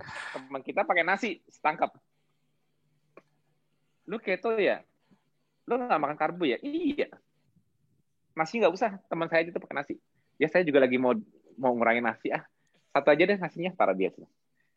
Terus kita makan langsung ngambil rendang, langsung ngambil ayam, ambil ikan makan. Kayaknya enak banget lu bisa makan kayak gitu. Aku juga ambil rendang, ambil ayam, dia makan campurin cincang. Dia nambah lagi, kayaknya tambah telur enak nih. Kayak tambah ini enaknya lauk. Kalau setiap dia nambah lauk, nasi dia tambah juga. Menjadi baik karbohidrat yang dia makan, tapi tidak pernah turun di bawah 20%. Tapi rasio lemak dan proteinnya makin menekan. Langsung kita giniin. Hati-hati lo makan lo. Nih lihat nih, ada Lancer. Low carb diet bahaya. Nah, itu bukannya lu yang low carb, lo kan nggak makan karbo. Enggak, gua tidak makan karbo. Gua very low carb. Lu low carb. Enggak nih, gua udah nasinya nggak low carb. Coba komposisinya bandingin. Tadi lu makan apa? Cincang, tunjang, telur, ayam. Coba kalau semuanya totalnya berapa kalori, nasi lo tuh berapa kalori? Ya 20-30% sih. Ya, ini Lancet. Ini cara makan lo, cara makan orang dari tahun 1987 sampai 2017 yang diteliti jangka panjang. Ya, emang jadi jangan kira orang-orang yang diteliti dari 1987 sampai 2017 itu orang yang aware, sadar bahwa ini karbo. Ini enggak. Orang KF aja yang baru belajar aja nggak ngerti mana karbo mana enggak, gimana orang umum tahu karbo juga enggak. Orang kita aja bilang harus rendah karbo. Mas, wortel boleh enggak? Mas, kalau ganti roti gandum boleh enggak? Orang kita aja masih banyak belajar, apalagi orang umum yang dikasih kuesioner diisi. Jadi dengan data yang dia ambil dari orang ngisi, wah ini sehari cuma ngisi kentang 1, ngisi nasi 1, ini yang lainnya isinya apa? Ikan, telur, ayam, daging, ikan, telur, ayam, banyakan lauknya. Dan memang enak kok. Normalnya makan nasi emang paling enak banyakan lauknya dong. Betul dong? Iya. Tapi itu malah bahaya. Nah, lihat nggak di sekitar kalian yang pada obesitas, yang pada metabolic syndrome, itu makannya kayak apa? Gunakan jurnal Lancet ini untuk nakutin mereka. Sehingga kalau lu masih senang makan lauk-lauk kayak gitu, mending karbonya nolin semua deh. Lebih aman. Lu malah kurus dibanding lu makan nasinya 1, tapi lu lauknya dibanyak kayak gitu. Lihat, yang makan ala kayak yang makan kayak gini, banyak nggak? Sekarang aku tanya, untuk diteliti di 25 negara, diteliti sama 25 tahun di berbagai negara, multiple cohort, sampai ketemu meta-analisis, jangka panjang, itu orang-orang yang 25 tahun konsisten keto nggak? Kira-kira, aku tanya. Kira-kira 25 tahun itu 41.000 orang itu orang yang konsisten keto bukan? Kira-kira. Bener nggak? Yakin nggak itu orang-orang keto yang benar-benar tahu ini karbo dihindari? Bener nggak 41.000 yang respondernya? Karena kalau dari jumlahnya wow banget, dari waktunya wow juga. Akhirnya bisa deh dapat dengan tulisan komposisi 40%. dibilangnya low. Ya benar, low. Nggak salah. Jadi kalau di bawah 40%, misalnya 30%, berarti 70% kan lemak dan protein. Artinya karbohidratnya low nggak? Low. Untuk menulis kata low di jurnal nggak disalahin. Untuk jadi judul low carb itu nggak bakal salah. Kenapa? Ya ini cara ngitungnya, matematikanya. Kurang dari 40%, berarti protein dan lemak mengisi sisanya. Makan ala low karbohidrat. Untuk jadi judul jurnal nggak salah. Untuk jadi judul jurnal. Untuk menjustifikasi bahwa orang-orang yang ketosis, bakar lemak dari dalam tubuh dan dari makanan, itu sama seperti itu ya nggak mungkin. Kalau dia bisa membuktikan jangka panjang orang-orang menghindari karbo kayak kita itu bahaya, dia harus punya satu parameter. Setiap orang yang dia sampel, dicek darahnya. Ada ketonnya nggak? Kalau nggak ada keton, dikeluarin dari penelitian. Kalau nggak fix. Karena kalau nggak ada ketonnya, berarti dia nggak benar-benar low carb ala kita. Itu cuma low carb. Ya, betul. Ya. Jadi kalau nggak ada parameter keton di suatu jurnal, jangan mau telan jurnalnya bilang low carb-nya itu ala kita. Kenapa? Low carb kita menghasilkan fisiologi ketosis, di mana gulanya jadi sparing, karena yang produksi gula kan liver. Yes. Kalau kita nggak ada karbo sama sekali, kan gulanya kan yang produksi kan liver. Karena saking rendahnya karbo itu nggak bisa mencukupi kebutuhan gula, liver yang membuat gula, makanya kebutuhan gula harus turun. Makanya yang dominan kita bakar lemak, liver di-maintain gulanya agar tidak berlebihan. Tidak harus menyuplai lagi ke otak secara fisiologi. Untuk bisa menyuplai ke otak, supaya otak nggak teriak nyari gula lagi saat kita nggak makan karbo, otak harus bisa kena lemak. Caranya otak kena lemak gimana? Lemak nggak bisa nyebrang ke otak, tapi lemaknya dirubah dulu di liver, keton, baru ketonnya bisa dikenali di otak sebagai bahan bakar. Jadi begitu ada keton di darah, artinya otak kenal pipi, perut, paha, lengan. Semua lemaknya jadi kenal karena bentuknya keton bisa nyebrang. Sama pula dengan lemak dari makanan, udah kenal. Nah kalau otaknya masih pakai gula dan di darah nggak ada keton, makannya tinggi lemak, bayangin. Lemaknya otak aja nggak make. Otaknya masih nyari gula, dia makannya tinggi lemak. Kenapa? Kalau nggak ada keton, berarti dia low carb-nya ialah yang seperti ini. Nasinya setangkap. Makan nasi setangkap gitu, walaupun cuma sekali sehari, dijamin nggak bakal pernah punya keton di darah, taruhan. Tuh. Makan lemak sebanyak-banyaknya deh. Orang di KM makan lemak pada bisa kurus. Gue makan lemak banyak-banyak kok nggak kurus-kurus. Ya lu masih ada nasinya. Kapan lu pernah bisa munculin keton di darah? Lu ketosnya juga enggak. Otak lu juga pakai cari gula. Gitu loh, ngerti nggak? Jadi manfaatkan jurnal terbaru tahun 2018 masih fresh untuk membuat orang sekitarnya melek. Begitu suaminya makan nasi di padang sama kita, dia pakai lemak-lemak karena pengen enak. Memang enak rasanya pakai ini. Lancet. Oh, itu bukan mama ya? Mama kan nggak ada karbonnya.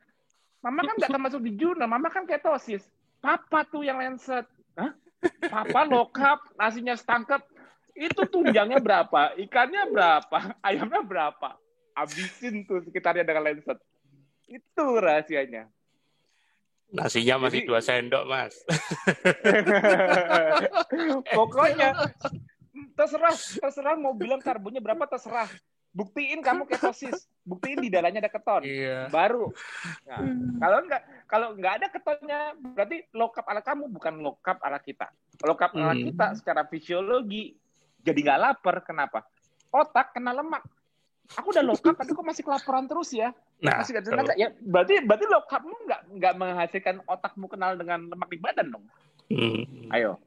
Bener nggak? Ya, aku masih sih makan gula. Makanya masih ada craving-nya nggak hilang-hilang. Iya. Ya, makanya mau masuk low carb kategori Lancet apa mau low carb kategori ini? Mau low carb seperti ini atau mau low carb seperti ini? Pilih aja sendiri. Aku pengen tahu yang makan kayak gini 25 tahun, coba siapa yang tahu? Pengen tahu dari tahun 1987 sampai 2017 yang makan seperti ini. Berapa orang kira-kira dalam dari 41.000 responder itu? Nggak ada kalau aku bilang. Nggak ada. Nggak ada orang ngisi questionnya benar-benar makan kayak gini terus mortalitas meningkat. Nggak ada. Yang kayak tadi. Nah, ini makanya makanya profesornya pun nggak bisa ngebayangin apa yang terjadi dengan low carb. Karena dia dengarnya cuma mau taunya rendah karbo, tapi dia nggak mau tahu fisiologi yang terjadi. Pokoknya mengurangi karbo udah bahaya aja. Makanya tetap makan karbo ya, supaya nggak cepat mati. Makanya tetap makan karbo ya. Jadi konyolnya dibikin seakan-akan dia nganjurin seperti itu, kan konyol kan? Konyol nggak? Konyol. Nah, udah nggak ketang, Mas. Nggak tahu. Bener nggak, Pak? Bener nggak, Mbak Rita? Kata profesornya taunya judul low carb di bawah 40%, diteliti 25 tahun. Gila udah responder puluhan ribu, diteliti 25 tahun. Siapa yang bisa ngalahin? Makanya dia langsung percaya tuh kan, bahaya. Aja nggak metodenya aja nggak ditunjukkan, maksudnya nggak dibacakan gitu, langsung findings-nya gitu yang ditunjukkan ke saya itu. Jadi langsung nih findings-nya, dan dengan metode yang tadi 100 ini saya juga tadi 100 saya kok nggak perhatiin gitu kan, kuesionernya diambil tahun kapan gitu kan. Iya, makanya aku tuh orangnya paling nggak silo sama orang bule, paling nggak silo. Mau orang bule, aku tuh justru KF ini aku coba lihat deh, aku follow siapa sih? Aku di luar lagi mau ada Eric Westman, mau ada apa, aku nggak pernah follow mereka. Aku juga nggak tahu KF itu kan pure dari aku. Aku tuh orangnya aku belajar KF, aku memang awalnya otodidak, tapi semua desainnya dari aku sendiri, nggak ada nyontek sama yang lain. Jadi aku paling nggak silau, makanya aku paling seneng kalau ada jurnal, mau itu penulisnya profesor, kayak kalau memang salah aku bilang salah. Kalau memang ini nggak bener. Aku lihat, aku bisa tahu di mana flow dari sebuah jurnal. Makanya aku paling seneng kalau dikasih yang meta analisis, yang jurnal-jurnal yang berat-berat, yang kesannya menjatuhkan kita. Nanti ketemu sama aku di mana salahnya dari fisiologinya, ketahuan. Tapi kalau cuma artikel pendapat seorang ahli gizi gini ya, itu mah udah abaikan aja, itu banyak mah di koran-koran juga banyak yang diwawancara. Banyak nggak kita bahaya? Banyak apa? Ya pokoknya bahaya aja. Pokoknya bahaya. Kalau dia bisa jurnal atau dia mau debat saintifik sama aku, wah senang banget. Tapi kalau cuma pendapat seorang dengan gelar tertentu bahwa ini bahaya, nggak usah didengerin. Kecuali dia ada justifikasinya, fisiologinya apa? Fisiologinya kasih tahu ke aku apa yang dibilang berbahaya sama dia. Misalnya, makan itu jangka panjang bisa merusak ginjal. Coba siapa yang jangka panjang ginjal rusak? Katanya. Ada sampelnya nggak? Kamu tahu dari mana? Coba ada yang selama aku nggak lebih dari 12 tahun di Indonesia? Aku tanya. Saya baca dari luar negeri itu ada yang 20 tahun keto. Ini ginjal. Coba mana buktinya? Nggak bakal ketemu. Kalau ada dia ujung-ujungnya ngambil jurnal dari yang high fat diet, alias orang-orang makan kayak tadi itu. Ya. Yang bukan fisiologi ketosis yang diambil samplingnya. Ya. Dan gulanya yang cuma tinggi lemak, tinggi protein. Gulanya di 30-40. Iya pasti. Karbohidrat pasti nggak mungkin, nggak ada yang bakal ketemu kayak gitu. Itu sebabnya Lancet dengan kekuatan meta-analisis justru jadi senjata kita untuk ngajak orang lepas karbo beneran. Orang-orang mikir dengan Lancet itu bisa nyerang kita, salah. Lu nyerang kita dikasih senjata. Nggak salah. Lu masih keto ya? Nggak, ngeri lu. Lu Lancet nih mortalitas 25 tahun nih, banyak yang mati. Lu nggak salah ngasih gue jurnal ini. Ini kan cara makan lu. Gue makan karbo kok. Iya, makan karbo, tapi lu makannya pakai apa? Ya, gue sih sering. Lu kalau di Padang sama gue makan apa? Ya, rendang, cincang, tunjang. Nah, tapi kan gue masih pakai karbo. Ya, coba bandingin kalorinya. Lu berapa persen? Baca nih, kasih tabelnya. Iya, 20%. Ya kalau gue yang lo bilang lokal, gue ada di sini nggak? Ini 20% aja nih nggak ada yang kena dari titik merah tadi. Gue mah di bawah 10%. Bukannya kalau di bawah 10% malah lebih bahaya lagi, jadi bahaya. Kata Lancet ya begini. Ya enggak lah. Dia ini nggak ada semuanya ketosis kayak gue. Lu bisa nggak puasa kayak gue? Nggak makan nggak pusing? Nggak bisa sih. Ya kalau kuat ya nggak pusing ya. Ya iyalah. Nggak lemes. Enggak, nggak gemeter kemana. Kan gue udah bakar lemak. Bakar lemak di makanan, tunjang cincang gue. Bakar lemak di pipi perut paha gue. Gue metabolic flexibility gue meningkat. Lu makan enak-enak, telat makan pusing. Berarti lu nggak kena lemak kan? Enggak. Ya udah, selesai. Ini lanjut, gue balikin ini buat lo. Gerak berubah, mortalitas resiko tinggi. Tadi antara Lancet itu, ya, yang makanan low carb itu dengan kan itu tanpa penghitungannya tanpa fasting ya. Nah, kalau misalnya intermittent fasting, ya ini yang sering nawar, ya, yang sering nawar itu saya puasanya. Cuma satu Mbak, kembali ke fisiologi. Ada keton nggak? Gitu aja. Kalau nggak ada keton sama aja bohong, kan nggak pernah ada fisiologi antara otak dan lemak. Jadi gini, aku tahu, yang Mbak Mas tahu, banyak yang suka nawar. Mbak, Mas saya boleh nggak fasting aja? Saya sih suka fasting, mungkin dan tujuan ibadah apa-apa gitu. Tapi saya nggak mau low carb-nya, saya masih pengen makan nasi roti mie. Nah, oke. Boleh aja, tapi jangan pernah tinggi protein dan lemak. Aku bilang boleh, tetap nggak ada yang justifikasi tinggi protein dan lemak. Mendingan makan kayak low fat aja. Makannya direbus-rebus, kurangi minyak, kurangi garam, banyakin tahu tempe. Jangan makan ikan telur ayam, banyak-banyak nggak boleh. Tapi kan itu enak. Ya nggak boleh banyak-banyak. Kan nggak ada ketosisnya. Tapi kan saya puasa ya. Terus kalau puasa kenapa? Emang kalau puasa kamu otaknya bisa pakai lemak di badan? Kayaknya sih bisa, Mas. Buktinya apa? Yang membuktikan otak bisa pakai lemak di badan, di darah terbukti. Cuma satu parameter, keton. Tanpa adanya stres keton pun di darah, gimana secara fisiologinya otak dengan blood-brain barrier tebal itu bisa nyebrangin? Nggak ada ceritanya, nggak bisa.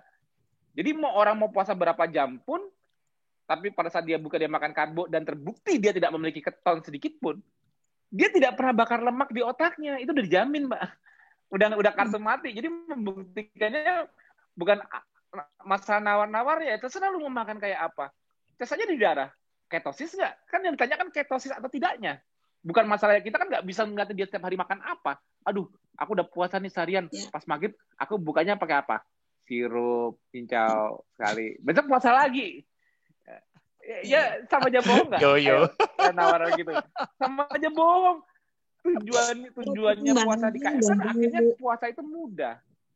Kalau pertimbangannya dari balance energi gimana? Balance energi. Ya terserah. Gini. Oke. Tidak ketosis, tidak. Jadi gini. Berarti dia diet ala normal. Jadi gini. Yang aku tahu. Mas, bisa nggak aku makan nasi, roti, mie, dan sebagainya, tapi juga pakai mentega, apa-apa dan sebagainya, berlemak lah ya. Jadi makan enak. Bisa nggak aku makan enak tapi tetap sehat? Aku bilang bisa. Caranya apa? Selalu defisit 500 kalori setiap hari. Oke, ya. Sekarang gini. Makan nasi setengah. Tetap pakai lemak tapi dikit aja. Selesai makan, masih lapar. Kok nggak makan lagi? Kan diet. Kok lemes? Tadi makannya kurang. Kok kenapa nggak makan lagi? Kan diet. Kurang 500 kalori. Oh ya. Makan siang, makan yang enak Indomie setengah aja. Pakai telur, pakai kornet. Kenyang. Masih lapar. Kok nggak nambah lagi? Kan diet. Kan harus kurang 500 kalori. Oh iya. Oke. Makan malam, steak pakai kentang. Steaknya setengah, kentangnya dikit. Masih lapar? Masih. Mau tidur jam berapa? Nggak bisa tidur. Kenapa? Masih lapar. Kok nggak makan aja? Kan diet. Kan harus kurang 500 kalori. Bayangin orang yang nggak kenal dengan lemak di badannya sehingga seperti itu. Itu artinya diet motong kalori. Itu terjadi. Kamu tahu, orang yang mengurangi kalori tanpa mengalami ketosis pasti tahu dia lagi diet. Nggak mungkin nggak?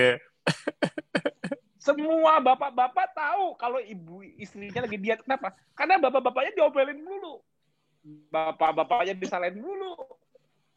Tapi suaminya stres. Mah, selesai dong dietnya, mah. Papa dimarahin terus. Bener nggak? Bener. Itulah diet motong kalori. Pada saat ada sekarang aku tanya, sekarang kalau energi balance, 2000 kalori energi balance misalnya gini. Terus 500 kalori dipikirnya mau diambil dari apa? Dengan aku makan 500, tidak makan 500 kalorinya, anggap aja gini, perhitungan BMR-ku dan total daily expenditure-ku, total daily expenditure-ku dari olahraga 2000 kalori deh. Dari 2000 kalori, aku desain makanku cuma 1500 deh dari SMA Ali Gizi. Nah, sekarang 500 kalori ini harapannya mau diambil dari apa? Ya kan biar diambil dari lemak di badanku. Ya, harapannya begitu. Ngarep, Dek. Ngarep. Itu ngarep. Bohong kalau kamu nggak tahu ini 1.500 ini kamu masih lapar apa ini bohong. Bohong kalau kamu nggak berasa apa-apa mengurangi 1.500. Kalau tanpa ketosis ya. Kalau isinya 1.500 ini masih ada karbonnya, cuma dikurangin ininya. Bohong kalau kamu nggak tahu kamu sedang diet. Iya. Kenapa?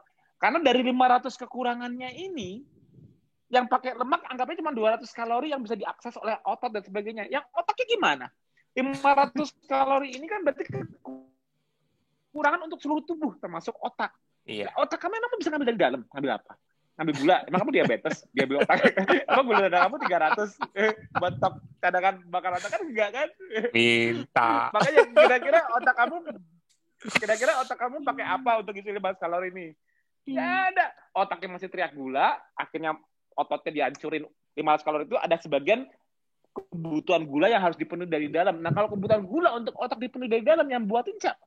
Liver. Kalau liver harus buat gula sebanyak itu setiap hari. Kira-kira ngambil dari mana? Otot. Makin lama makin lemas. Kira-kira setelah kamu kurus, setelah kamu nanti kurus, kira-kira yang hilang kamu lemak apa? Lemak aja apa sama ototnya? Kira-kira kamu tambah seger, tambah kuat puasa, apa tambah lemes, tambah nggak kuat puasa, tambah performanya? Nggak bisa dibohongin. Jangan lihat makanan, lihat fisiologi. Nggak bisa. Jadi kuncinya adaptasi dengan kondisi puasa ialah mengenali tangki bensinnya sendiri. Itu rahasianya. Taunya tubuh kita mengenali tangki bensin gimana? Nah sekarang gini, mesin paling terutama di tubuh kamu sebagai pengontrol apa? Organ yang mana? Jantungkah yang paling utama? Liverkah yang paling utama? Atau otakmu kah yang paling utama? Otak. Kalau kamu nggak punya otak, kamu bukan manusia kan? Kalau otak kamu cuma kecil gini kayak macan, kamu bisa ikut PESA nggak? Nggak. Paling cuma bengong di kebun binatang di mana. Kalau otak kamu sekecil gini, kamu nggak bisa ikut TEVA, nggak bisa update aplikasi Zoom, nggak bisa baca chat di situ kalau otak kamu sekecil gini. Otak kamu tuh gede, makanya energinya harus konstan. Makanya kamu manusia, biarpun ototmu belum seberapa, biarpun kamu ketemu macan, kamu nggak bisa kalah dikejar macan, kamu nggak bisa ngalahin lari kuda, kamu nggak bisa ngalahin gajah, tetap aja kamu yang nguasain dunia ini. Kenapa? Karena kamu punya otak. Ini yang paling penting. Nah kalau udah tahu ini organ paling penting, tangki bensinmu apa? Tangki bensin saya gula, Mas. Oh, kamu diabetes ya? Ya udah mohon maaf ya. Saya baru tahu kalau kamu diabetes. Tangki bensinnya gula, jadi dia nggak makan. Gulanya banyak, katanya gitu. Nggak mungkin. Tangki bensin kamu lemak. Nah kalau tangki bensin kamu lemak di badan, mau yang glember sana glember sini itu, yang beleberan, otaknya kena nggak? Enggak. Konyol ya. Manusia kok punya tangki bensin banyak, tapi nggak boleh kenal otaknya yang paling penting organnya. Supaya kenal gimana, Mas? Gampang. Ada keton di darah, baru kenal. Karena tanpa adanya keton di darah, coba, di darah adanya apa? Gula dan lemak. Dan amino asid. Amino asid bisa nyebrang ke otak. Gula bisa nyebrang ke otak. Lemak nggak bisa. Lemak kemana-mana harus pakai Gojek. Entah itu dari albumin, kalau lemak yang lepas pada saat kondisi puasa, atau pakai lipoprotein, contohnya LDL, kalau dikirim dari liver. Atau chylomicron, kalau dari usus. Kalau pakai Gojek, nggak ada lemak yang bisa nyebrang ke otak. Itu kartu mati. Kenapa? Blood-brain barrier. Jadi status yang mengetahui seseorang sudah bisa bakar lemak secara optimal, status yang mengetahui seseorang otaknya sedang bakar lemak, keberadaan keton. Selesai. Mau dia, saya puasa panjang kok. Ya, terserah. Mau puasa panjang, mau sehari makan sekali sehari, kayak ada keton nggak gitu aja. Betul.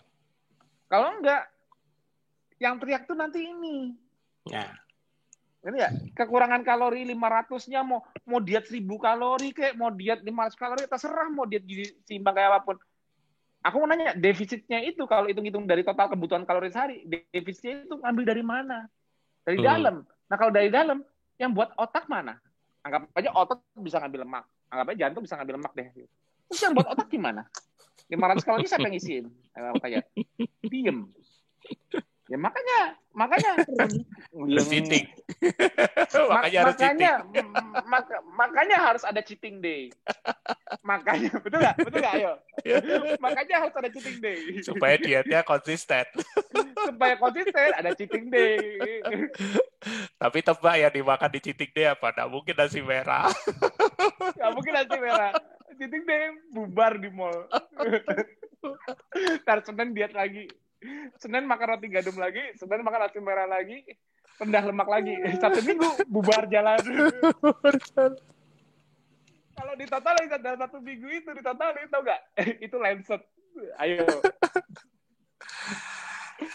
Apa? Totalnya kalorinya. Kalau makan cara kayak gitu, satu minggu cheating day, habis-habisan. Makan pizza yang banyak dagingnya, tambahin lagi mayonesnya, berlemak, enak kan? Ambiar itu. Makanya para warrior, aku sarankan simpen jurnal Lancet ini. Ya. Pamerkan ke teman-temannya. Setiap teman-temannya ada yang makan bareng kita, lu low carb kan bahaya. Maksud lo? Ya lu kan nggak pakai nasi, bahaya. Nah, tunggu sampai dia ngambil lauknya nih. Begitu dia ngambil lauk yang enak kayak kita, nih jurnal Lancet buat lo. Ini apa nih? Nih judulnya low carb. Iya. Lah ini bukan ada enggak, ini buat lo. Ya deh, baca deh, tarik deh tabel. Ini lo kan apa? Tuh kayak lo tuh, nasinya 1. Lihat tuh, yang lo ambil rendang, tunjang, cincang. Makanan gue lo ambil juga.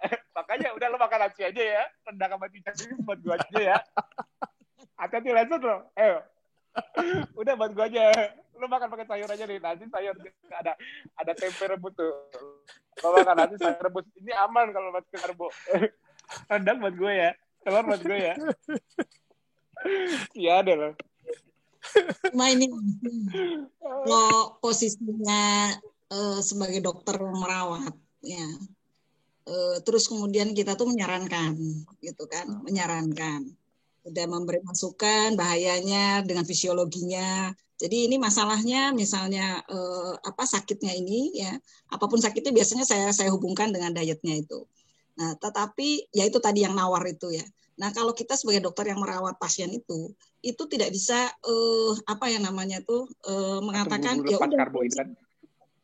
Kalau mau, kalau iya, kalau enggak bisa. Jadi misalnya bertahap, Mbak. Bertahap tapi jangan izinkan mereka tinggi lemak dan protein. Gini. Kalau Mbak kan gizi seimbang nih. Kalau protokoler masak kan gizi seimbang, rendah lemak dong, pasti dong. Oke. Orang yang gizi seimbang ini tapi masih ada masalah penyakitnya, masih ada obesitasnya, masih apa nggak bekerja tapi disuruh KF dia nggak mampu. Oke. Sekarang gizi seimbang tapi turunin karbonya pelan-pelan. Tapi tidak boleh menaikkan lemaknya. Tetap. Karena dia tidak ada keton, Mbak. Jangan izinkan kalau yang masih nawar-nawar ya boleh aja mau ngurangin nasinya dulu. Tapi jangan berarti kamu udah ngurangin nasi, ya saya pelan-pelan deh ngurangin nasi dulu. Nambahin lemaknya. Tapi gue udah boleh dong makan rendang, udah boleh dong makan tunjang, jangan itu bunuh diri. Bunuh diri. Tetap low fat dulu dan walaupun mengurangi karbo ini mempertahankan resikonya dia untuk metabolic syndrome jalan dengan tetap kan dia nggak mau benar-benar lepas karbo. Ntar kalau dia benar-benar ya aku udah bisa lepas karbo nih ya udah tuh ambil tuh kikil tuh jangan terserah dia mau makan di jam makannya mau makan apa. Yang penting gak ada karbonya. Ini tekniknya seperti itu. Jangan kita bikin metabolic mayhem dengan cara dia mengurangi karbo. Aku mau mengurangi karbo pelan-pelan, Dok, tapi terus dia merasa punya justifikasi. Nah, itu. Dia merasa punya justifikasi untuk bisa makan lemak. Itu yang nggak boleh, Mbak. Kan malah Mbak yang salah. Ya, jadi kalau misalnya ya kurangi aja nasinya gitu. Tapi saya kadang-kadang nggak menekankan low fatnya gitu loh. Jadi tetap akhirnya itu satu daripada kebanyakan nasinya gitu ya. Dikurangi separuh. Betul. Lumayan gitu. Ya lumayan mengurangi nasi. Tapi kalau saran terbaik karena kita udah tahu fisiologi sampai kapanpun selama tidak ketosis tidak ada yang namanya high fat itu bagus. Kenapa? Kalau Mbak ketik nyari jurnal dengan keyword high fat doang deh. High fat diet. Nah, ketik jurnal dengan high fat diet NCBI PMC. Lihat hasil yang keluar apa? Nih. Coba nih aku iseng-iseng. Aku mau membuktiin Yang dimaksud high fat diet itu bukan low carb ya. Ya, Jadi kalau aku ini ketik high carbnya di antara fat, 35-40 paling rendah itu. betul, Iya, udah betul itu. kan. Jadi karena ketinggian jadi high fat diet, aku cari NCBI, PMC develop. Tuh. High fat diet, NCBI, PMC, lihat yang keluar. Share Overweight screen aja, and Mas. diabetes present. Nah, Ya. semuanya nih. Share screen Nah, aja, aku Mas. masih susah. Bisa. Pokoknya gini, high fat diet drives obesity. Coba High fat aku diet cari ya. Googlingnya apa, Mas? High fat diet aja, high fat diet, NCBI, PMC. Dah, nanti keluar high fat saturated fat diet decrease insulin sensitivity, bikin abdominal fat. Nanti bakal ketemu, bakal arteriosklerosis, bakal diabetes. Cuma dengan kata high fat diet itu, jurnalnya jangan tanya berapa banyaknya. Itulah berapa banyak jurnal yang bilang high fat diet itu buruk. Tapi dicatat, itu makanannya high fat. Dia tidak pernah menghilangkan karbonya. Itu yang ditemukan Lancet. Makanya dibully jadinya. Karena apa? Dia masih nggak ketosis, tapi dia maunya lemaknya banyak-banyak. Nggak bisa. Itu malah kalau dari Randall cycle itu malah jatuhnya malah lemaknya nanti kalau udah nggak muat kalau dia menggemuk berarti lemaknya karena gini loh. Analoginya gini. Selama orang masih makan karbo, kira-kira jatuhnya lemak itu keluar dari adipos apa didorong ke adipos? Logikanya Mbak Rita. Didorong masuk kalau selama karena karbonya karena syaratnya insulin kan. Ya. Syarat anaboliknya kan insulin kan. Nah, bayangkan dia masih mengurangi karbo yang insulinnya belum turun banget, belum memicu ketogenesis, tapi dia meninggikan lemaknya. Kira-kira makin membuat lemaknya hipertrofi nggak sel lemaknya? Iya. Makin malah membuat itu. Jadi kita membayangkannya dari fisiologi. Walaupun kita ngomongin makanan, tapi kita nggak mengizinkan selama kamu tidak ketosis, tidak ada itu high fat bagus. Langsung bilang kayak gitu. Selesai udah. Kenapa? Karena fisiologinya selama insulin kamu masih bisa dorong lemak ke adipos tisu, saya cuma takut sampai adipos tisunya itu sudah nggak kuat nyimpen, akhirnya lemaknya malah disimpannya di yang masih insulin sensitif di liver, jantung, pankreas, ginjal. Akhirnya di situ nyimpennya lipotoxicity-nya karena di situ yang mau dengerin insulin, yang lain udah adipos tisu udah insulin resistan. Karena udah hipertrofi, udah masalah insulin reseptornya kan gini loh. Kalau sel adipos tisu lipid dropletnya membesar, morfologinya membesar, otomatis kan mitokondrianya makin sedikit. Ya. Artinya kemampuan sel tersebut untuk respirasi selnya menghasilkan ATP-nya makin rendah karena lipid dropletnya kan membesar. Nah, kira-kira di kondisi lipid dropletnya membesar terus sifat sel lemaknya hipoksia nggak? Jadi penurunan kadar oksigen. Nah, kalau dia hipoksia terjadi stabilisasi. Ya. Nah, betul. Jadi kalau begitu dia hipoksia terjadi stabilisasi HIF1 ya. Akhirnya tau nggak apa? Akhirnya sifatnya malah mengundang makrofag. Mengundang makrofag M2. Makrofag M1 yang inflamatori. Akhirnya inflamasi di adipos tisu memicu apa? Memicu insulin resistan selain dari tumor nekrosis faktor alfa interleukin yang disekresikan oleh makrofag yang membuat insulin reseptornya tidak sensitif lagi mendengarkan insulin. Kalau sampai sel lemak tidak sensitif mendengarkan insulin, kira-kira banyakkan lipogenesis apa banyakkan lipolisisnya? Akhirnya malah banyakkan lipolisisnya. Nah, begitu lipolisis berlebihan di darah, artinya nggak usah nunggu lemak dari makanan. Orang nggak makan aja dia lemaknya banyak ke darah, tapi tidak ada satupun lemak yang digunakan untuk energi. Kira-kira tuh lemak itu malah kompet di sel-sel lain yang fungsional, contohnya di otot, jantung, liver. Itu lemak yang masuk ke situ kan nggak dibakar, karena mitokondrianya kan anggap aja masih dipakai sama gula. Otomatis kan beta oksidasi nggak bisa masuk dong. Nah, akhirnya lemaknya cuma berdifusi di sel-sel lain, masuk ke dalam sitoplasma. Kira-kira kalau di sitoplasma nasibnya lemak jadi apa? Antara dia masuk ke lipid droplet sel tersebut, anggapnya liver. Liver kan juga punya lipid droplet. Tapi karena lemaknya di situ nggak bisa masuk ke mitokondria, nggak bisa dibakar, karena kan lemak itu kan cuma bisa dibakar di mitokondria, nggak bisa di sitoplasma kayak gula.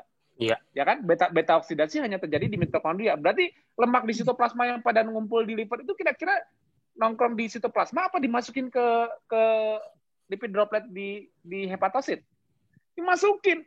Lama-lama hepatosit yang bukan sel untuk penyimpan lemak, tidak punya lipid droplet, punya glikogen, tapi tidak terdedikasi untuk menyimpan glikogen sebanyak otot, tidak terdedikasi untuk menyimpan lemak sebanyak sel lemak. Tapi dia dikirimin lemak terus. Akhirnya lipid dropletnya membesar nggak? Ya, perlemakan hati. Kalau udah membesar di abdomen, di USG kelihatannya apa? Mas Gelden. Begitu ada lemaknya di hati, yang disalahin siapa?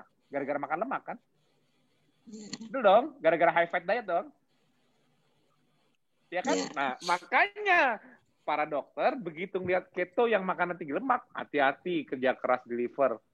Banyak tuh orang yang makan tinggi lemak pada steatosis, pada fatty liver. Itu yang ditemukan di TKP. Fisiologi sih nggak tahu, pokoknya dia banyak makan lemak, lemaknya di liver Begitu aja. Padahal kebalikannya, begitu kita nggak makan karbo, livernya langsung bersih duluan. Begitu ketogenesis, ketonnya gue ambil duluan dari lipid dropletnya, mau ngempis duluan, nggak usah nunggu dari adipose tisu. Selesai. Makanya kalau cuma ngeliat kata dari makanannya, high fat, selesai kita. Jangan ada yang menjustifikasi KF secara lemaknya. Dibantai kamu dengan berbagai jurnal kalau nggak bisa ngalahin fisiologinya.